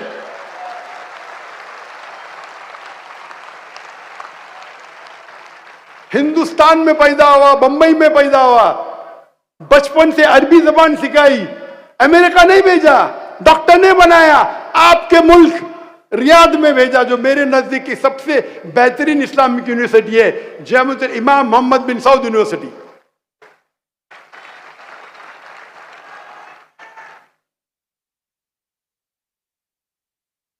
मैं सवाल पूछता हूं, शेख, उनको शेख बोलते, शेख के बहुत मानी है, बुजुर्ग आदमी, नॉलेजेबल, लेकिन कुछ मुल्कों में शेख मतलब ताजिर को भी शेख बोलते रिस्पेक्ट के लिए। मैं बोला शेख, अल्लाह के रसूल की हदीस है कि एक इंसान जब मर जाता है उसके दफनाने के बाद 3 चीज सिर्फ सवाब जारिया है। एक जो इल्म उसने फैलाया, एक जो पैसे उसने खर्चा किया, और तीसरा नेक औलाद उनके लिए दुआ करे।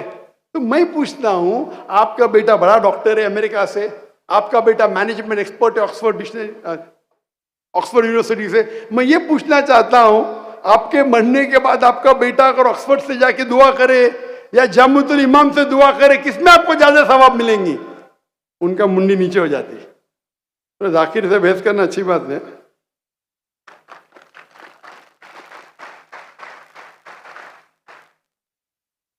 मेरे बेटे ने बचपन से, स्कूल से, हमारी स्कूल में 2 जबानों में तालीम हासिल की, अंग्रेजी और अरबी। जब ए लेवल पास किया यूके यूनिवर्सिटी की, मेरे दोनों बेटियां, मेरे बेटे फ्रॉम 3 साल की उम्र से अरबी और इंग्लिश जबान में पढ़ाई की। बट ए लेवल पास करने के बाद ग्रेजुएशन मेरे बेटे ने सिर्फ अरबी में किया, अंग्रेजी में नहीं। मास्टर्स किया अरबिक में, अंग्रेजी में नहीं, क्योंकि मुझे अरबी जबान पे महारत नहीं है।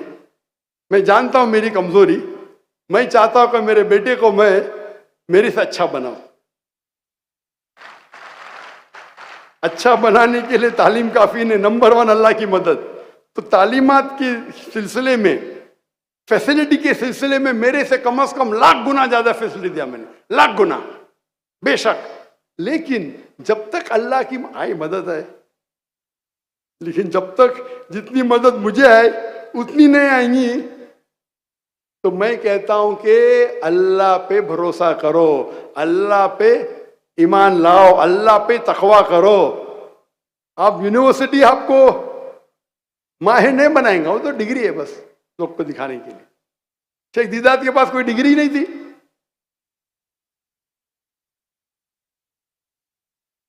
लेकिन अल्लाह की रजामंदी के लिए अगर आप कोई पेशा चुनते हैं, तो मैंने मेरी मेडिकल पेशा, मेरे वालिद डॉक्टर थे, मेरे भाई डॉक्टर थे, माशाअल्लाह मेरी पूरी खानदान ने बोला आपको छोड़ देने का छोड़ दीजिए, क्योंकि अल्लाह ताला फरमाते हैं सूरह फुसिलत में, सूरा नंबर 41 आयत नंबर 33 में, वमन अहसन कौला मिम्मन दुआ इलल्लाहि व अमिल सालिहान कौला इन्ननी मिनल मुस्लिमीन।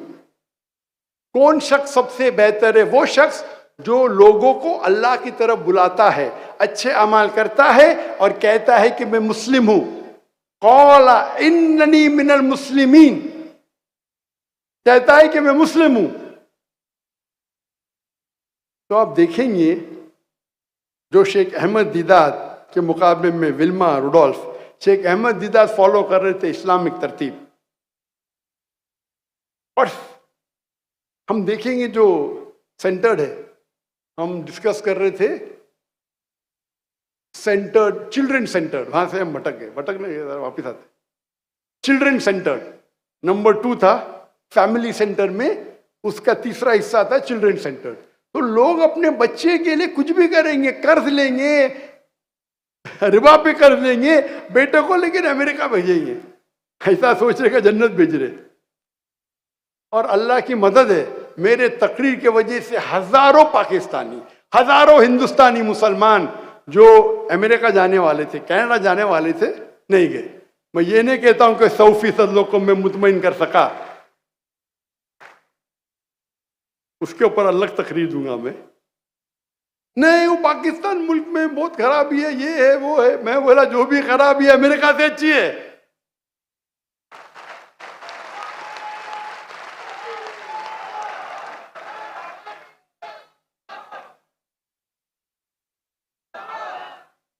इसके ऊपर तो मेरी तकरीर है जो अभी मौका नहीं है।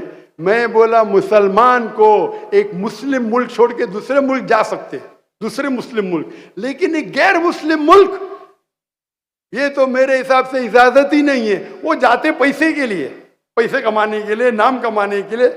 कोई मुस्लिम शहर जाते मुझे कोई एतराज नहीं। इसके ऊपर तो लंबी मैंने तकरीर की है, लेकिन वक्त अभी है नहीं। लेकिन अल्लाह के फजल से माशाअल्लाह हजारों की तादाद में जो ले चुके थे वीजा, जो ग्रीन कार्ड, जो भी कार्ड बोलो आप। मैं बोला मैं पाकिस्तान गया नहीं उस टाइम की बात है, लेकिन मैं जानता हूं जो भी हालात है, पाकिस्तान में रह के जन्नत में जाने के चांसेस बनिस्बत अमेरिका से तो सैकड़ों गुना ज्यादा है।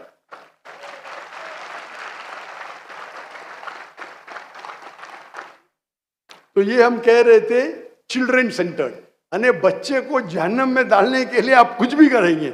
समझते पाकिस्तान, वो समझते कि अमेरिका जन्नत है। इसको कहते हैं चिल्ड्रन सेंटर। कुछ लोग होते सोसाइटी सेंटर। सोसाइटी सेंटर मतलब आजू बाजू कौन है उनके साथ कंपटीशन। कुछ कहते हैं नेबर सेंटर। नेबर सेंटर मतलब पड़ोसी सेंटर। उनकी पूरी जिंदगी पड़ोसी क्या करता है उसके ऊपर बीत जाती है, पड़ोसी से कंपटीशन। मैं एक चुटकुला सुनाऊंगा आपको। एक चुटकुला है, इंग्लिश में कहते हैं एनेक्डोट, उर्दू में चुटकुला। एक बार एक फरिश्ता आता है और एक इंसान से पूछता है, आप जो भी चाहेंगे मैं आपकी मुराद पूरी करूंगा, एक शर्त है। क्या शर्त है? जो भी आप मांगेंगे आपके पड़ोसी को दुगना दूंगा। बोलता है नो प्रॉब्लम। तो वो बोलता है मुझे एक कीमती रोलेक्स घड़ी चाहिए। तो वो जिन या फरिश्ता बोलता है अच्छा तेरे को रोलेक्स दे दी, पड़ोसी को 2 रोलेक्स दे दी।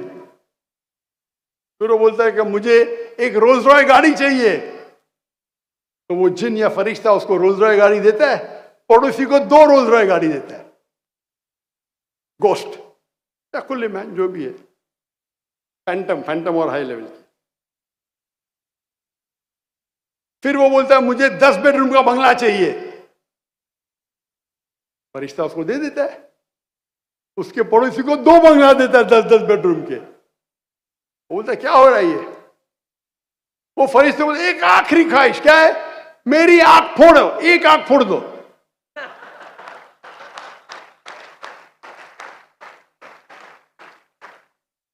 आज का हालत यही है।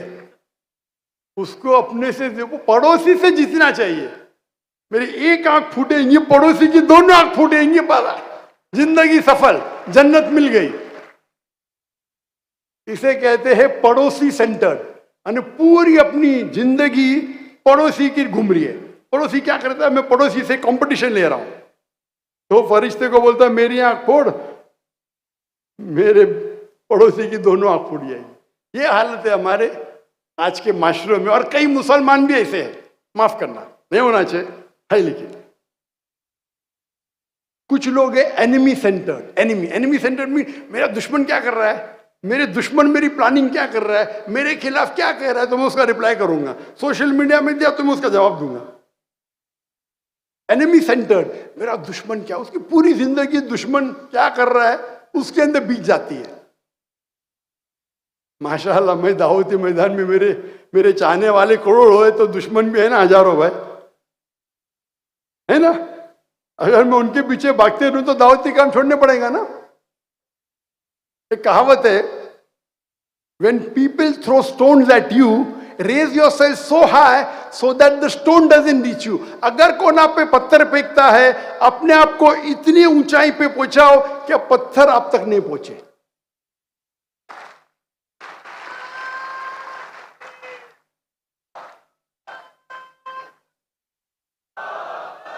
अगर कोई आप पे पत्थर फेंकता है, पत्थरबाजी मत करो, अपने आप को इतना ऊंचा पहुंचाओ कि पत्थर आप तक नहीं पहुंचे।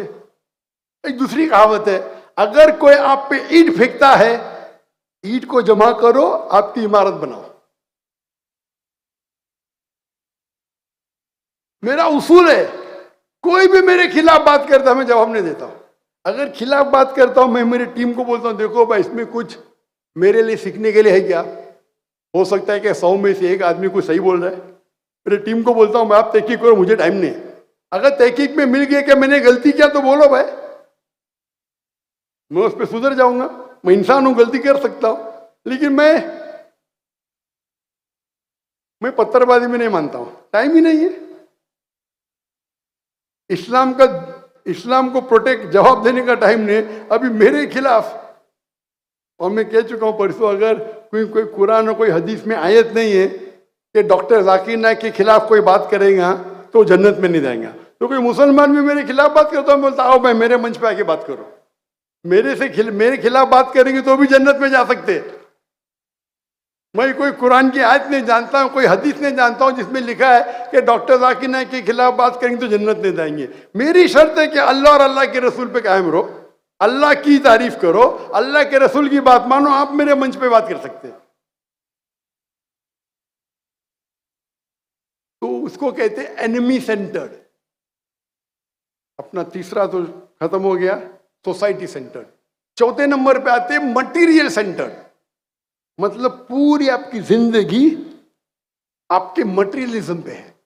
मटेरियलिज्म, आप कौन सी घड़ी पहन रहे, रैडो, वो TAG Heuer, Omega, Rolex, Patek Philip.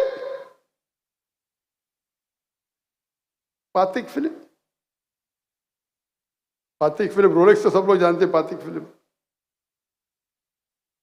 आपका कौन सा डायल है, आपका बेसिल क्या है, गोल्ड प्लेटेड है, डायमंड स्टडीड है। उनकी गुफ्तगू वही है बस। उनका जो पास्ट टाइम है क्या मटेरियलिज्म पे। कौन सा जूता पहने, वो एलवी का, लुई विटॉन का, वो बैली का। कौन सी पहने, मॉन्ट ब्लैंक की। आगे जाएंगे तो गाड़ी कौन सी आपके पास, BMW। मेरे पास तो मर्सिडीज है, एस क्लास, S450। मेरे पास मेबैक है, मेरे पास पॉश गाड़ी है, बेंटले, लंबोर्गिनी। ये समझते हैं। और कोई भी इंसान कितना भी मटेरियलिज्म चाहे करो, कभी भी खुशी नहीं है। हर एक का लेवल होता है, आपका ब्रैकेट क्या है, कौन से लेवल पे। और अल्लाह ने मुझे माशाअल्लाह तौफीक दिया, मैं तो भाई गरीब इंसान झाड़ू वाले के साथ रहता हूं और बादशाह के साथ भी टाइम गुजारा हूं, बिलियनियर के साथ टाइम गुजारा हूं, गरीब इंसान के साथ टाइम गुजारा। आप हाई लेवल आपका हाई जाएगा। आपके पास यॉट कौन सी है, कितनी बड़ी है, आपके पास प्लेन कौन सी है, प्राइवेट जेट प्लेन है, कितनी इंजन की है, गल्फ स्ट्रीम है। ये तकरीर में क्या था बंबई में 2009 में हमारे पीस कॉन्फ्रेंस में। अब माशाअल्लाह फ्रंट रो पे तो कई बिलियनर थे दुनिया भर से। पाकिस्तान से नहीं तो बिकॉज पाकिस्तान लोग मुंबई नहीं आते। आपके पास घड़ी होंगी तो एक घड़ी नहीं होंगी, 4 5 10 घड़ी होंगी लिमिटेड एडिशन की। मैं आज घड़ी पहना तो कल वो शख्स वापस आने वाला है, सेम घड़ी तो पहन नहीं सकता हूं ना, वो देखेगा। मेरी घड़ी 1400 रुपए की, $30 की, सेम टाइम दिखाती है। इनकी घड़ी $10,000, $20,000। अल्लाह ने मुझे तौफीक दे, सब मुझे गिफ्ट मिले, रोलेक्स मिले, सब मिले, एलवी बैग भी मिली, मॉबलाइन भी मिली, कभी पहनता ही नहीं हो।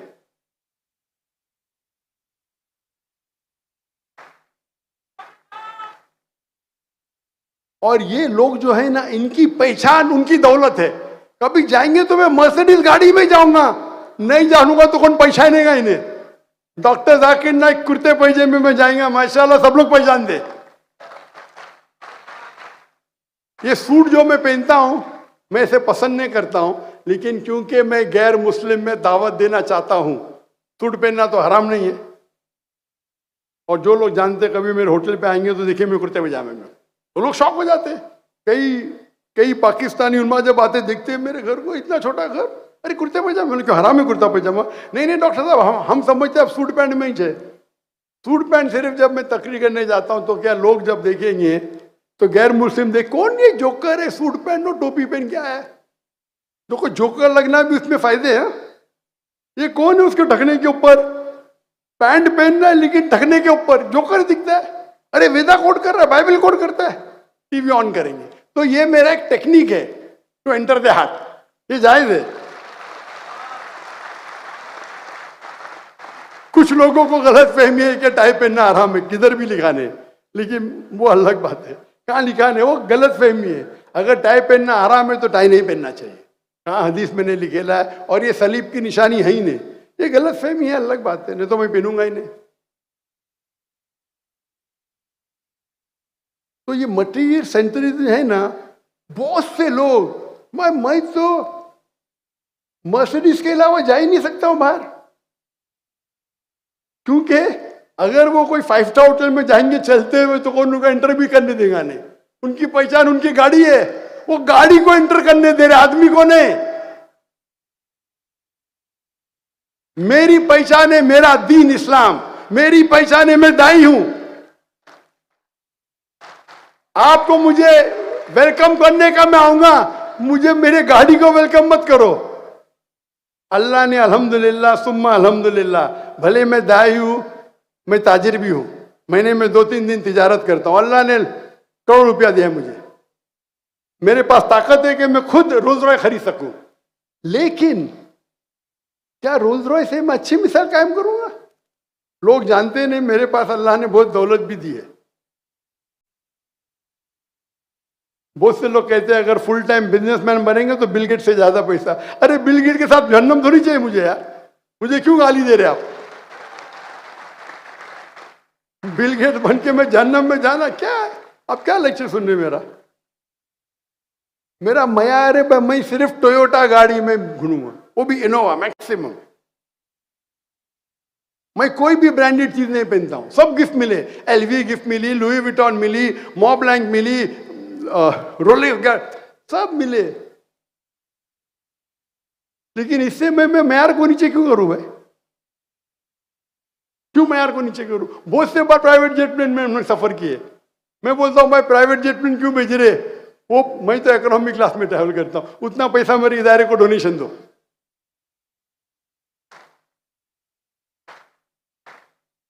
मैं चाहता हूं तो मेरा उसूल है, मैं कभी भी जिंदगी में पैसे देके बिजनेस क्लास ट्रैवल किया नहीं, सिर्फ एक बार, वो मजबूरी थी, मेरे खिलाफ वारंट आ गया था और टिकट फुल थी, तो बिजनेस क्लास में एक ही बार पैसे के, वरना तो बहुत बार ट्रैवल किया जब हुकूमत बुलाती हो सब। मेरे पास पैसे की कमी नहीं अल्हम्दुलिल्लाह, लेकिन मैं सोचता हूं कि मैं अगर बिजनेस क्लास में ट्रैवल करूं, उसके बदले में अगर इकोनॉमी ट्रैवल करूं, बिजनेस क्लास टिकट तकरीबन 5 गुना ज्यादा महंगी होती है। कम से कम 5 दाई को मैं दावती मैदान के लिए फ्री टिकट दे सकता हूं, ये मेरी सोच है। अभी जब मैं आ रहा था, मैं जहां भी दावती काम के लिए जाता हूं खुद पैसा भरता हूं, मेरे टिकट का खुद, अनलेस हुकूमत बुलाती है तो हुकूमत बुली आती तो मैं वो राजेश से नहीं बोल सकता मैं मेरी टिकट खरीदूंगा। लेकिन इस टाइम जब मैं पाकिस्तान से आ रहा था तो मैं कतर के जरिए आया, कतर एयरवेज में, और मैं खुद की टिकट से आया। तो मैं इकोनॉमी क्लास में था, सब Pakistani doctor Zakir economy class में, और जैसा कि मैं हराम किया कुछ। मैं बोला क्या ऐसा देख रहे डॉक्टर साहब आप इधर? मैं बोला क्यों, मैं कुरान की कोई आयत है क्या इकोनॉमी क्लास में नहीं ट्रैवल कर सकते? मैं चौंक गया। मैं बोला मैंने शायद कोई हदीस नहीं पढ़ी जिसमें लिखा हुआ है कि इकोनॉमिक क्लास में ट्रैवल करना हराम है। हो सकता है ना?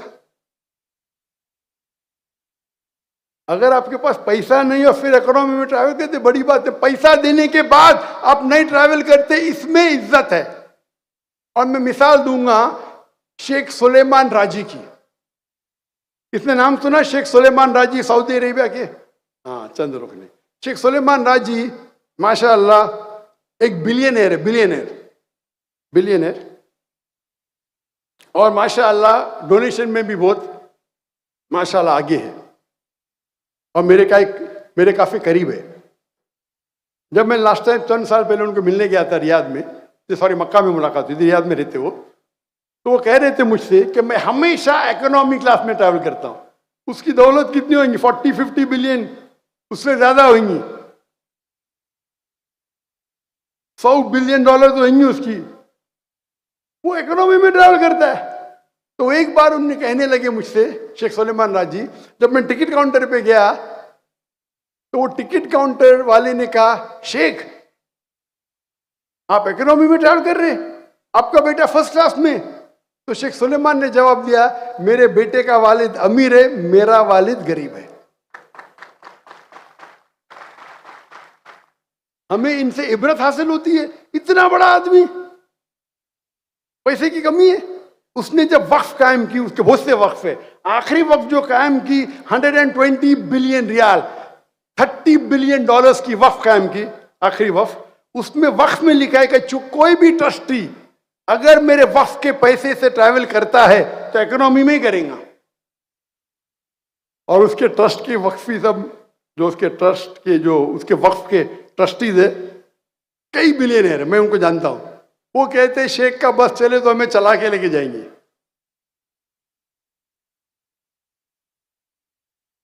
और हमारे लोग अगर बिजनेस क्लास की टिकट फिल हो तो इकोनॉमिक में ट्रैवल नहीं करेंगे। कुछ लोग को तो आदत है सिर्फ प्रेसिडेंशियल सूट में रहने की। होटल में जाएंगे प्रेसिडेंशियल सूट नहीं है, हम ये होटल में नहीं रहेंगे। उनकी पहचान उनकी दौलत है। दौलत जाएंगी कौन पूछेगा भी नहीं, थूकेगा भी नहीं आप पे। आपकी पहचान आपका दीन बनाओ, आपकी ईमानदारी बनाओ, आपका हुनर बनाओ। हम सब मटेरियल सेंटर्ड है, अक्सर मटेरियल सेंटर्ड। मेरे फैमिली का उसूल है कि कोई भी ब्रांडेड आइटम नहीं पहनेगा, ब्रांडेड पहनेगा ही नहीं। हराम नहीं है ये। कोई पूछते जाकिर भाई क्या रोल्स रॉयस में ट्रैवल करना हराम है? तो मैं कहूंगा 4 लेवल है, 4 लेवल। एक होता है जिसके पास पैसा नहीं, वो कर्ज लेके रोल्स रॉयस खरीदता है तो हराम है। कर्ज लेंगे दिखाने के लिए। कुरान की आयत है सूरह इसरा की, सूरह नंबर 17 आयत नंबर 26 और 27। डोंट बी अ स्पेंथ्रिफ्ट, फजूल खर्ची मत करो। फजूल खर्ची करने वाला शैतान का भाई है। पैसा नहीं है दिखाने के लिए रिश्वत ले, दिखाने के लिए कर्ज लेते, बैंक से लोन लेते और ट्रैवल करते। ये कैटेगरी 1 हराम है। कैटेगरी 2 पैसा है, कर्ज लेने की जरूरत नहीं, लेकिन इतना पैसा नहीं कि रोल्स रॉयस खरीदे, वो दिखाने के लिए खरीदता है। उसकी नीयत क्या है? कैटेगरी 2 दिखाने के लिए। थर्ड कैटेगरी एक आदमी के पास पैसा है और खरीदता है रोल्स रॉयस, लेकिन दिखाने के लिए। तो ये भी हराम बोलो या मखरूर बोलो, इख्तिलाफ है। लेकिन दिखाने के लिए कर रहा है, पैसा कम है और दिखाने के लिए क्या, तो हराम है। पैसा है बहुत है, दिखाने के लिए कर रहा है तो मकरू में तो आएगा, हराम में तो नहीं। कैटेगरी 4 पैसा है फिर भी रोल्स रॉय नहीं खरीदता है। टॉप कैटेगरी, अच्छे मोमिन की कैटेगरी। क्या करेंगे रोल्स रॉय के? अल्लाह ने सब गाड़ी में बिठाया, सब गाड़ी में। ये खाली एक चटक रहती है। अगर आपका ईमान स्ट्रांग है ना, ये आपको कोई भटका नहीं सकती, कभी भटका नहीं सकती। और आज की तारीख में तो पेशा बन गया। दाई लोग बोलते भाई मुझे बिजनेस क्लास है तो ही मैं आऊंगा, मुझे 5 स्टार होटल देंगे तो आऊंगा, नहीं तो नहीं आऊंगा। ये डिमांड करना बिल्कुल हराम है। डिमांड करना क्या 5 स्टार में देंगे तो ही मैं रहूंगा, मुझे बिजनेस क्लास देंगे तो ही मैं आऊंगा, इतने पैसे देंगे 1 लेक्चर के लिए फिर ही आऊंगा। पैसा मांगना अगर लेवल के हिसाब से तो हराम में नहीं आएगा, पैसा ले सकते, लेकिन इतना मत मांगो। लेकिन अफजल है नहीं मांगना। आप सोचिए अल्लाह के रसूल और साहबा अगर पैसा लेते थे तो क्या दीन हम तक पहुंचता था? लेना हराम नहीं, अल्लाह की हदीस से ले सकते आप, कुरान पढ़ाने के लिए ले सकते, पैसा रुकिया करने के लिए ले सकते, जायज है। लेकिन जो लोग को अल्लाह ने पैसा नहीं दिया वो लेते, मुझे कोई हर्ज नहीं। अल्लाह ने आपको पैसा दिया, आपको और पैसा बनाने के। मेरा तो उसूल है, कोई भी टिकट चार्ज करेगा तो मैं पाऊंगा ही नहीं। एक पाकिस्तानी कभी टेक्स्ट कर रहा था, जाकिर भाई आपके लेक्चर के लिए पाकिस्तान में 5,000 रुपया रखा। मेरा कौन रखा भाई? अरे आप जानते ही नहीं जाकिर भाई को। दुनिया में कि पहले बार वो 1993 में था जब कनाडा गया तो लोग चार्ज करते थे। 2002 के बाद तो मैंने बोला कोई भी मेरे टिकट चार्ज करेगा तो मैं आऊंगा ही नहीं। तो 2009 मेरा कॉन्फ्रेंस आखिरी था, उसके बाद कोई भी मेरे तकरीर के लिए पैसे चार्ज करेगा मैं नहीं आऊंगा। तो बहुत से लोग ने जाकिर को बुलाने के लिए कॉन्फ्रेंस ही रखते थे। और मैं कहता हूं मेरा लेक्चर आपको रखने का है, आप कोई भी आपके आजू बाजू मुसलमान से डोनेशन लेके रख लो भाई। अगर पैसा नहीं मिलेगा मैं आपको दूंगा।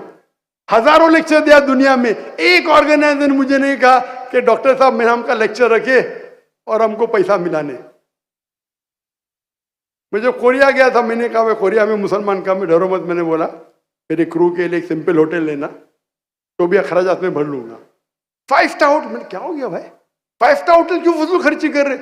डॉक्टर साहब हमें मजबूरियन, एक शख्स आया बोले डॉक्टर जाकिर ने पूरे क्रू को 5 स्टार में मैं दूंगा पैसा। भाई दीन को पेशा मत बनाओ पैसा कमाने के लिए, सवाब कमाने के लिए बनाओ। अल्लाह डायरेक्ट आपके झोली में डालेगा।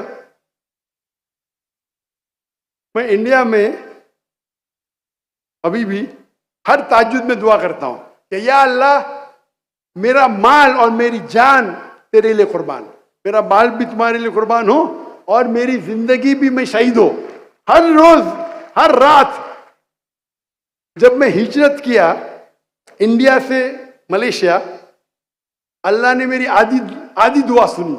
मेरा सारा माल जो था दौलत थी गवर्नमेंट ने ले ली, मतलब उसके ऊपर स्टे अभी है। आधी दुआ, बाकी आधी दुआ अभी तक मैं ठहर रहा हूं, अल्लाह कब कबूल करेंगे।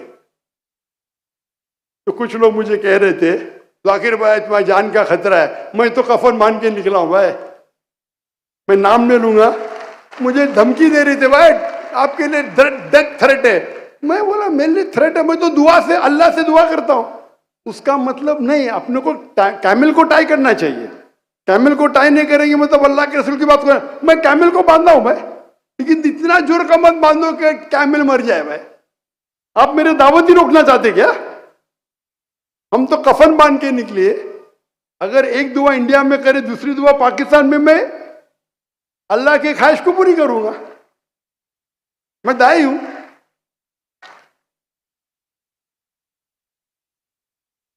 जब मैं दुआ करता हूं अल्लाह से कि जो कौम का पैसा जो अटक गया इंडिया में उसके लिए अल्लाह करे वापस मिले, लेकिन मैं मेरी दौलत के लिए कभी दुआ नहीं करता हूं।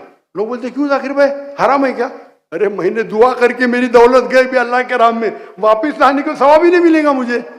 मैंने अल्लाह से दुआ करी मेरी दौलत चले जाए, अभी कैसा दुआ कर सकता वापस मिले? ये तो गलत होगा ना।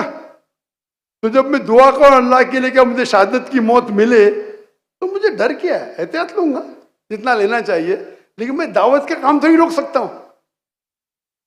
मैंने फिर से तिजारत शुरू की मलेशिया से, फिर से अल्लाह ने दौलत दे दी, अल्हम्दुलिल्लाह, फिर से दौलत दी। अल्लाह ताला मालिक है। मैं दूसरे के सामने हाथ क्यों फैलाऊं, क्यों फैलाऊं मैं दूसरे के सामने हाथ? अगर हाथ फैलाने का तो मेरे मौला के सामने फैलाऊंगा ना। तो ये आता है मटीरियल सेंटर। कभी भी अपनी दौलत को अपना सेंटर मत बनाओ। इसीलिए अल्लाह के रसूल की हदीस है, जो लोग अमीर है उनसे जन्नत में आने के लिए और पूछताछ होगी। इवन साहबा, जो साहबा अमीर है उनको जन्नत में एंट्री होने के लिए और पूछताछ होगी, जो गरीब है उनको आसानी से। मैंने कहता हूं दौलत एक इम्तिहान है, इतना है। अक्सर लोग दौलत के वजह से इस्लाम के दूर जाते। कुछ चंद लोग हैं जैसे शेख सुलेमान राजी, उनकी मिसाल है कि दौलत की वजह से अल्लाह के करीब आ रहे। और माशाअल्लाह पाकिस्तान में तो माशाअल्लाह, पाकिस्तान मुल्क भरे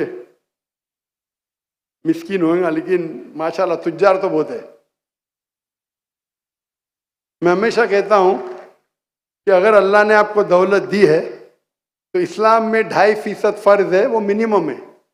कहाँ कुरान में लिखा ज्यादा देंगे तो अल्लाह आपको गुनाह देंगे, ज्यादा देंगे तो और आपको सवाब देंगे। मैं हमेशा कहता हूं आप धंधा करते हैं ना, अल्लाह को अपना पार्टनर बनाओ, अल्लाह को अपना पार्टनर बनाओ।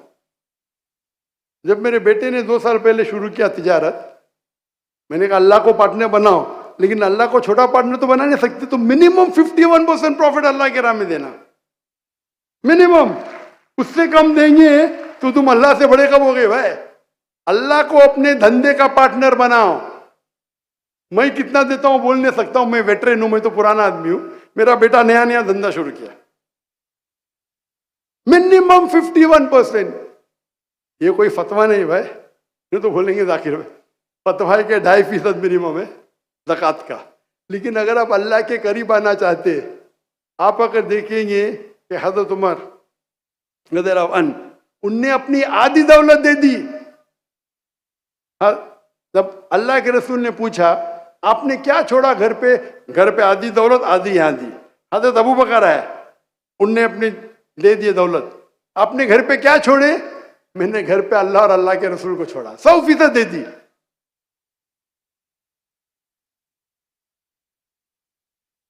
तो हम कहानी पढ़ते हैं, हम साहबा की सीरत पढ़ते, अमल क्या करते?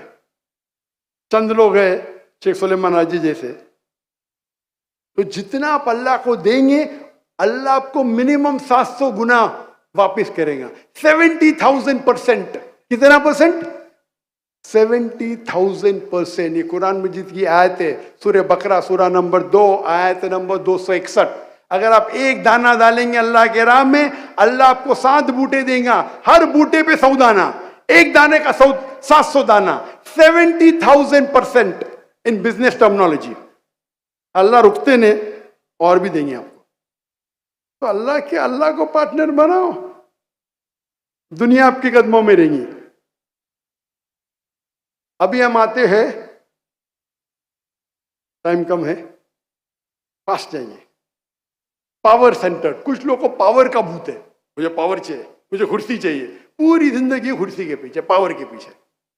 पावर के लिए अपना दिन भी छोड़ देंगे, अपनी फैमिली भी छोड़ देंगे, पावर पावर। कुछ लोग का शौक है फेमस होना, फेम। मैं शोहरत हो, मैं टेलीविजन पे आऊं, मैं स्टेज पे आऊं। अभी अल्लाह ताला मुझे टेलीविजन और स्टेज पे लेके आता है, क्या करूं? भाई कितने फॉलोअर्स है आपके फेसबुक पे, आपके यूट्यूब पे कितने फॉलोअर्स है? पूरी जिंदगी भर फेम फेम फेम। सबसे मशहूर इंसान कौन है दुनिया में? आखिरी नबी मोहम्मद सल्लल्लाहु अलैहि वसल्लम। वो फेम के पीछे भागा ने, अल्लाह ने फेम को उसके पीछे भगाया। मिसाल बाद में दूंगा। तो आप अल्लाह के राह में जाओ, ये सब आपके पीछे भागेंगे। मैं हकलाता था, कौन अगर मुझे पूछेगा मेरा नाम क्या, मैं मेरा नाम जाकिर है। ख्वाब में सोच सकता था सबसे बेस्ट डॉक्टर बनूंगा, कभी सोचा ही नहीं कि 25 लोग के सामने तकरीर करूं। आज अल्लाह ने हजारों लाखों के सामने, मिलियन लोग के सामने तकरीर कराते लाइव। हाज़ा मिन फज़्ल रब्बी। माशाअल्लाह, मैं परसों की तकरीर में कह रहा था कि मुझे शैडो बैन किया गया। कुछ लोग मौजूद थे। शैडो बैन मतलब मेरे फॉलोइंग को कम कर देती है। ये पूरी जो सोशल मीडिया है ना, पूरी कंट्रोल्ड है यहूद से। तो पहले एक साल में मेरे फॉलोअर्स 4 मिलियन होते थे, अभी एक साल में 50,000 ही होते, 1 लाख होते। खुशी की बात बोलूं मैं, अभी जो इन्हें पढ़े ना doctor Zakir Naik, Facebook 23.9 million, ये 1 साल से चल रहा है। YouTube 3.8 million. खुशखबरी, पाकिस्तान में 3 दिन रिया माशाअल्लाह 24 मिलियन क्रॉस कर दिया। मेरा यूट्यूब 4 मिलियन के ऊपर। क्या कहना चाहता हूं, जब भी ज्यादा तादाद में आती है तो उनका जो एल्गोरिथम भी प्रोपोर्शनेटली ऊपर देता है। नहीं तो जाते थे 5-10 मिलियन, कम से कम 2 लाख तो हो गए 3 दिन में। आप समझ रहे ना? इस शैडो बैनिंग मतलब वो चाहते नहीं कि आप ऊपर बढ़े, तो जो भी आपकी ग्रोथ है उसको 5% कर देते। लेकिन 5% में माशाल्लाह 2 लाख हो गई 3 दिन में माशाल्लाह। तो रिवाइज करने पड़ेगा। 24 million on the Facebook and more than 4 million on the YouTube. लेकिन ये आखिरत में कोई फायदा नहीं जब तक आप आपके फॉलोअर्स को अल्लाह के करीब नहीं लेके आते। अगर आप डांस सिखाएंगे, फॉलोअर्स को दूर लेके जाएंगे, आपको जहन्नम की एंट्री मिलेंगी। अगर आप लोग को अल्लाह की तरफ लेके आते, अल्लाह के रसूल की तरफ लेके आते, इंशाअल्लाह आपको जन्नत की टिकट। हमें कोशिश करना चाहिए कि हमें जन्नत का पासपोर्ट मिले। Fame centred, power centred, workaholic. सबसे बेस्ट सेंटर्ड कौन सा है? सबसे best centred for passport for जन्ना इज अल्लाह सेंटर्ड। अगर आप अल्लाह सेंटर्ड है, अल्लाह ताला सब आपको देगा, सब। अगर आप अल्लाह सेंटर्ड है, अगर आप अल्लाह सेंटर्ड है, तो आता है ना सेल्फ सेंटर्ड। अल्लाह ताला आपको वो ओहदे पे पहुंचाता है कि अल्लाह आपको दौलत भी दे देता है। अगर आप अल्लाह सेंटर्ड है, आपके बच्चे लोग को बेस्ट बनाता है, आपके एहलिया को बेस्ट बनाता है, आपके वालिदैन को बेस्ट बनाता है। मेरे वालिद अल्हम्दुलिल्लाह, अल्लाह उनको जन्नत नसीब फरमाए, माशाल्लाह फुल सपोर्ट था दाई बनने में। और मुझे कहते थे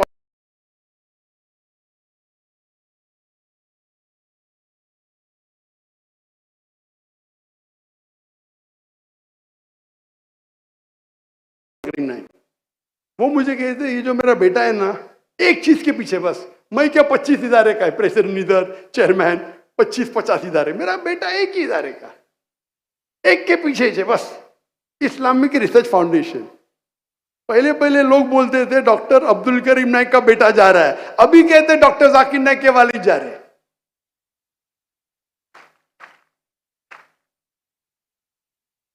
अगर आप अल्लाह सेंटर्ड है, अल्लाह आपको सारी नियामत देगा। आपको लोग के पीछे भागने की जरूरत ही नहीं, लोग आपके पीछे भागेंगे। अल्लाह पे यकीन करो, अल्लाह की इबादत करो, अल्लाह पे तवक्कुल करो। अल्लाह आपके साथ है तो दुनिया में कोई भी आपका बाल नहीं बांका कर सकता है। हर मुसलमान अगर अल्लाह सेंटर्ड हो, तो आज जो हालत है हमारे मुसलमानों की, मुसलमान क्या कोई भी मुल्क नहीं बचा। कुछ मुल्क है अक्सर कंट्रोल्ड बाय सम अदर काफिर मुल्क, अक्सर 57 कंट्रीज को लो आप, गिनती के आपको मुश्किल से मिलेगा तो मलेशिया मिलेगा। हमारा मुल्क कंट्रोल्ड बाय काफिर। क्यों? हम इतने कमजोर है, अल्लाह पे भरोसा नहीं, आप भीख मांगने जाते काफिर मुल्क में।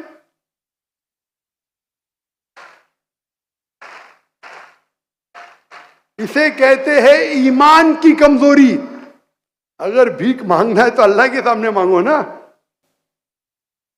ये हालत हमारे मुसलमान की है। गाजा में हम 57 कंट्री मुंह भी नहीं खोल सकते। एक साल हो गया, परसों कमरी कैलेंडर के हिसाब से एक साल, 6 दिन पहले कमरी कैलेंडर, अभी 16 कैलेंडर के हिसाब से परसों एक साल होंगे। क्या किया? अगर हम अल्लाह पे यकीन करेंगे, हमें अभी मालूम पड़ रहा है कि पूरे दुनिया में एक ही मुल्क है जो फ्री है, वो है पैलेस्टाइन, गाजा। बाकी सब मुल्क ऑक्यूपाइड है।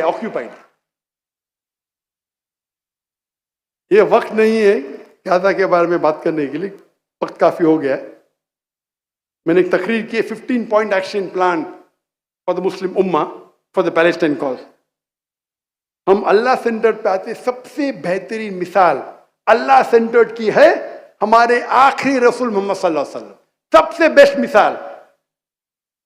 अगर किसको आपको फॉलो करना चाहिए, कोई भी इंसान को, सबसे बेहतरीन इंसान मोहम्मद सल्लल्लाहु अलैहि वसल्लम, हमारे आखिरी रसूल, हमारा आखिरी नबी, वो सबसे बेस्ट मिसाल है अल्लाह सेंटर्ड की। उनके पैर के ऊपर दुनिया थी। लोग कहते थे हम तुमको सबसे अमीर इंसान बनाएंगे अरब वर्ल्ड की। अल्लाह के रसूल ने कहा आप मुझे सूरज एक हाथ में दो, चांद एक हाथ में दो, फिर भी मैं तौहीद का रिसाला नहीं छोड़ूंगा। अगर मैं सिर्फ एक तकरीर करूं, मुसलमान क्या कहते, अगर उसको बाजू रखे, गैर मुस्लिम क्या कहते हमारे रसूल के बारे में, आप अगर पढ़ेंगे, जॉर्ज बर्नार्ड शॉ कहते थे कि what a wonderful man, Muhammad सल्लल्लाहु अलैहि वसल्लम के बारे में कहते, what a wonderful man, more than being an anti Christ, he is the saviour of humanity. क्या महान इंसान थे मोहम्मद सल्लल्लाहु अलैहि वसल्लम। वो ईसा अलैहिस्सलाम के खिलाफ नहीं थे, दुनिया के सेवियर थे, दुनिया को बचाने के लिए आए थे।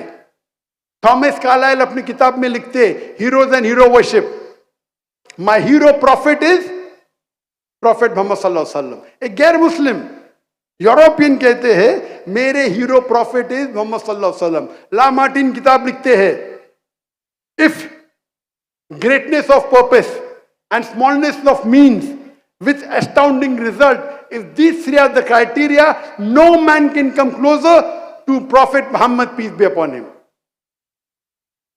If greatness of purpose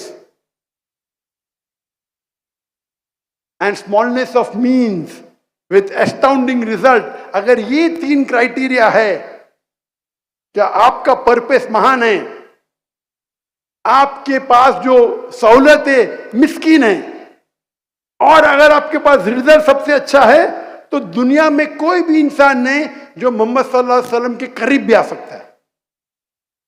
Michael H heart किताब लिखते हैं, the 100 most influential man in the world.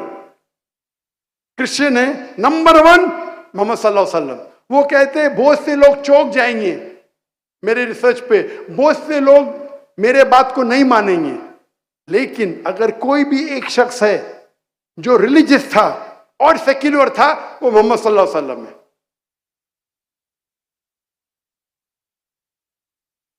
Encyclopedia Britannica 11th addition में लिखा है कि सबसे ज्यादा मशहूर और successful religious personality in human history is prophet Muhammad, peace be upon him.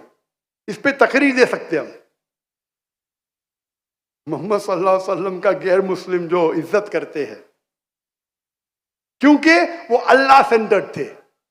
Allah centred की कई मिसालें, हमारे खुलफा राशिदीन, हजरत अबू बकर, हजरत उमर, हजरत उस्मान, हजरत अली रज़ियल्लाहु अन्हुम, ये चारों जो खुलफा राशिदीन मिसाल है अपनी। अगर उनकी सीरा पढ़ेंगे तो आप अशरफ मुबश्शिरीन, जो 10 साहबा को जो अल्लाह सुब्हानहू व तआला ने बशारत दी जन्नत की इस दुनिया में, वो हमारे रोल मॉडल है। खवातीन में हमारे रोल मॉडल है, खवातीन में मरियम अलैहिस्सलाम एक रोल मॉडल है। अगर आप पढ़ेंगे आसिया, वो फरमाती है कुरान मजीद में दुआ करती है अल्लाह से, सूरह तहरीम में सूरह नंबर 66 आयत नंबर 11, ये अल्लाह मेरी सारी दुनिया की दौलत ले ले इन एक्सचेंज फॉर तुम्हारे करीब जन्नत में एक घर।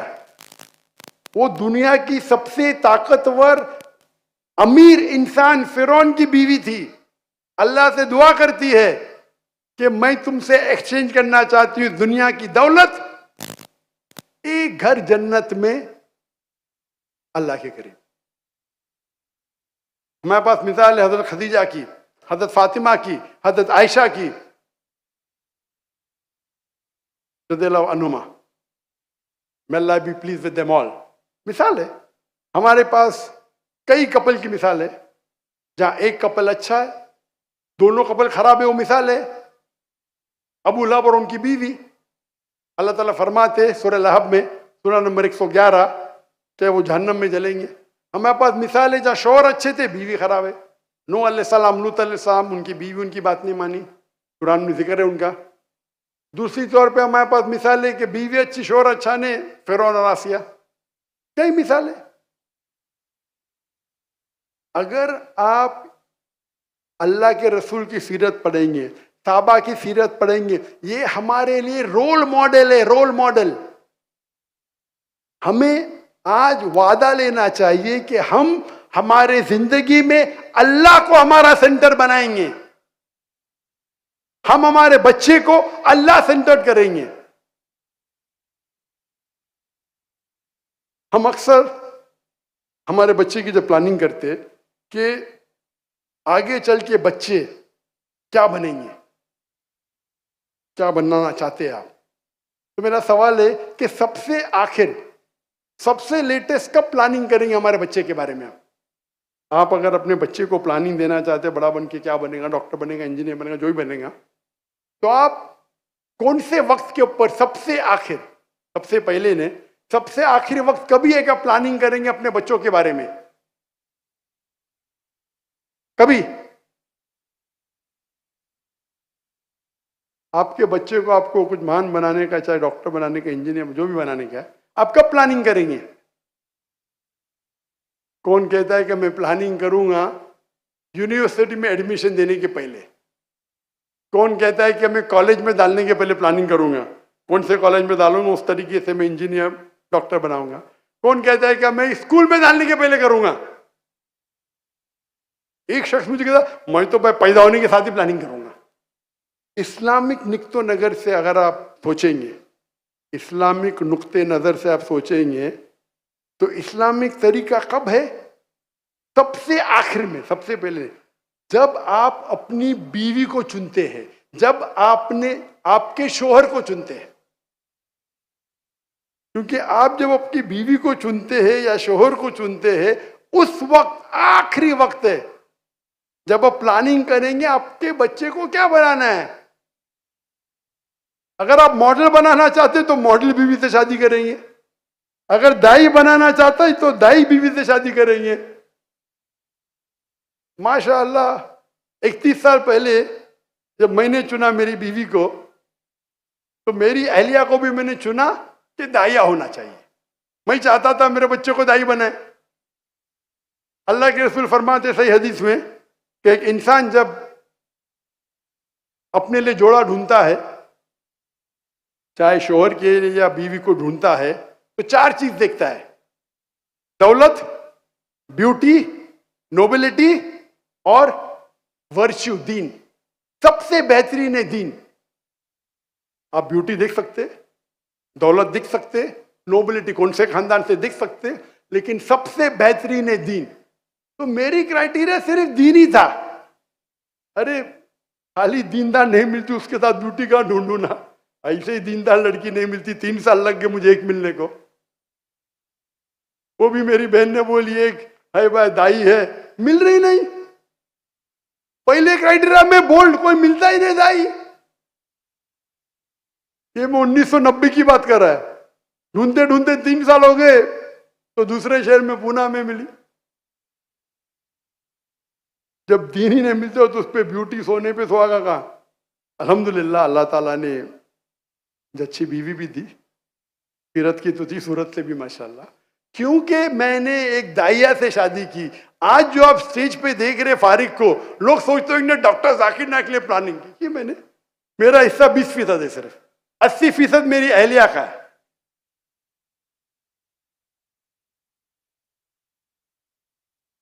मुझे कोई शर्म नहीं इसके बारे में कहने के लिए। अल्लाह के रसूल फरमाते हैं कि माँ के पैर के नीचे जन्नत है। मेरा सपोर्ट था, लेकिन अगर क्रेडिट जाता है 100% में से मुझे कम से कम 20 मार्क्स तो मिलना चाहिए। 20 तो लूंगा मैं, लेकिन 80 मार्क्स जाएंगे मेरी अहलिया को। वो भी आने वाली थी इस ट्रिप में, और वो तकरीर सिर्फ खवातीन में करती है, लेकिन कुछ मजबूरियात की वजह से वो डिले हो गए। इंशाल्लाह लाहौर में चंद दिन बाद आएंगी। उनका भी वीज़ा लग गया है, लेकिन 2-3 हफ्ते पहले मेरी बेटी को बेटा हुआ तो मैं नाना बन गया। तो उसके वजह से मेरी अहलिया को आने में ताखीर हो गई। उसके भी कई लेक्चर्स ऑर्गेनाइज हो गए थे माशाल्लाह। तो प्लानिंग के लिए सबसे आखिर में आप प्लानिंग करेंगे कब? जब आप अपनी बीवी चुनेंगे, शोहर चुनेंगे, उस टाइम आपकी प्लानिंग शुरू होती है। और आप देखो कि आप इस्लामिक इदारे में डालिए, देखो क्या आपके बच्चों के दोस्त अच्छे होना चाहिए, दीनदार होना चाहिए, अल्लाह पे भरोसा करने वाले होना चाहिए, अल्लाह के करीब होना चाहिए। ऐसे इदारे से जुड़ जाने दो जो कुरान और हदीस के बारे में बात करे। फिर आप देखेंगे कि वो बच्चा जो आपका है अल्लाह सेंटर्ड होगा। उनको कोई ये दौलत के पीछे नहीं भागेगा, शोहरत के पीछे नहीं भागेगा, शोहरत उसके पीछे भागेगी इंशाल्लाह। तो इंशाल्लाह हम वादा करते आज से, क्या इंशाल्लाह हम आज से कम से कम, कुछ लोग तो ऑलरेडी होंगे, हम आज से कम अल्लाह सेंटर बनेंगे। हाँ कि नहीं? इंशाल्लाह, माशाल्लाह, आस्ते आस्ते। अभी में भी 2% हो, फिर 4% हो। मैं नहीं चाहता हूं कि एक साथ में छलांग लगाए, मैं नहीं चाहता हूं कि बदहजमी हो जाए। धीरे धीरे, एज लॉन्ग एज आपका डायरेक्शन अल्लाह की तरफ होगा। कुछ लोग फास्ट दौड़ेंगे, कुछ लोग कम दौड़ेंगे। अल्लाह को आपका पार्टनर बनाओ, अल्लाह को आपका गाइड बनाओ, अल्लाह को आपका रहनुमा बनाओ। इंशाअल्लाह अल्लाह आपके साथ है तो कोई भी आपको शिकस्त नहीं दे सकता है। आपको डर ही नहीं रहेगा, आपको मौत का खौफ नहीं रहेगा। आज तो देखते मुसलमान की हालत, अल्लाह के रसूल फरमाते एक वक्त आएगा जब मुसलमान पे सब लोग झपटेंगे। तो साहबा पूछते क्यों, क्या मुसलमान कम तादाद में होंगे? तो अल्लाह के नहीं, मुसलमान तो बहुत तादाद में रहेंगे, लेकिन छाक की तरह रहेंगे। आज मुसलमान 25 से 26% है, 2 बिलियन। हमको लोग तो फुटबॉल की तरफ मानते, क्यों? हमको अल्लाह पे यकीन ही नहीं, अल्लाह पे यकीन ही नहीं। अल्लाह के रसूल की हदीस सही आ रही है, अल्लाह ने हमें दौलत दी है। We have got the black gold. आज की तारीख में सबसे रिचेस्ट मैन मेरे हिसाब से मुसलमान है। ये बिल गेट्स और इलॉन मस्क एक एक हिस्से में रखेंगे, इतने रिच है, इतनी दौलत है उनके पास। ये फॉर्ब्स लिस्ट पे मत जाओ, लेकिन दौलत की वजह से हम अल्लाह से दूर हो गए। ये दौलत ने हमें अल्लाह से दूर किया। अल्लाह, आप देखेंगे अल्लाह के रसूल ने क्या छोड़ा हमारे लिए? क्या दौलत छोड़ी? क्या छोड़ी? साहबा छोड़े हमारे लिए, मैन पावर। हजरत उमर रज़ियल्लाहु अन्हु पूछते साहबा से, आप अल्लाह से क्या दुआ करेंगे? इन कमरे में जगह, आप अल्लाह से क्या दुआ करेंगे ताकि हम दावत कर सके? एक साहबा उठ के कहते कि मैं अल्लाह से कहूंगा ये कमरा पूरा सोने से भर जाए ताकि मैं वो सोने को इस्तेमाल करूंगा दावती मैदान में। हजरत उमर फरमाते इससे अच्छा पूछो। अच्छी बात है, वो नहीं कहते सोने में खिसे में डालूंगा, मैं सोने के इस्तेमाल करूंगा दावत का में। अच्छी बात है। हजरत उमर फरमाते और अच्छा, और अच्छी दुआ करो। एक साहबा उठ के कहते कि मैं अल्लाह से दुआ करूंगा कि ये कमरा हीरे जवाहरात से भर जाए ताकि मैं वो खर्चा करूं अल्लाह के नाम में। हजरत उमर फरमाते और अच्छा फरमाओ, और अच्छी दुआ करो। तो साहबा कहते या अमीरुल मोमिनून, इससे अच्छी दुआ क्या हो सकती? हजरत उमर फरमाते मैं अल्लाह से दुआ करूंगा कि ऐसे साहबा पैदा करे जब मास इब्न जमल, अब्दुर्रहमान अल-औफ, क्या कि वो दीन को फैला सके। Man power, not money. हमको सोने की जरूरत नहीं, काले तेल की जरूरत नहीं, हमें अच्छे तकवे वाले मुसलमान की जरूरत है। अल्लाह सुब्हानहू व तआला से दुआ करते कि अल्लाह ताला हमें हिदायत दे, हमें कमजोर ना बनाए, हमें अल्लाह की हक की बात करने के लिए हिदायत दे डंकी की चोट पे, और हम अल्लाह के पैगाम पे, कुरान मजीद और अल्लाह के रसूल की हदीस पे अमल करें। व आखिर दावाना अल्हम्दुलिल्लाहि रब्बिल आलमीन।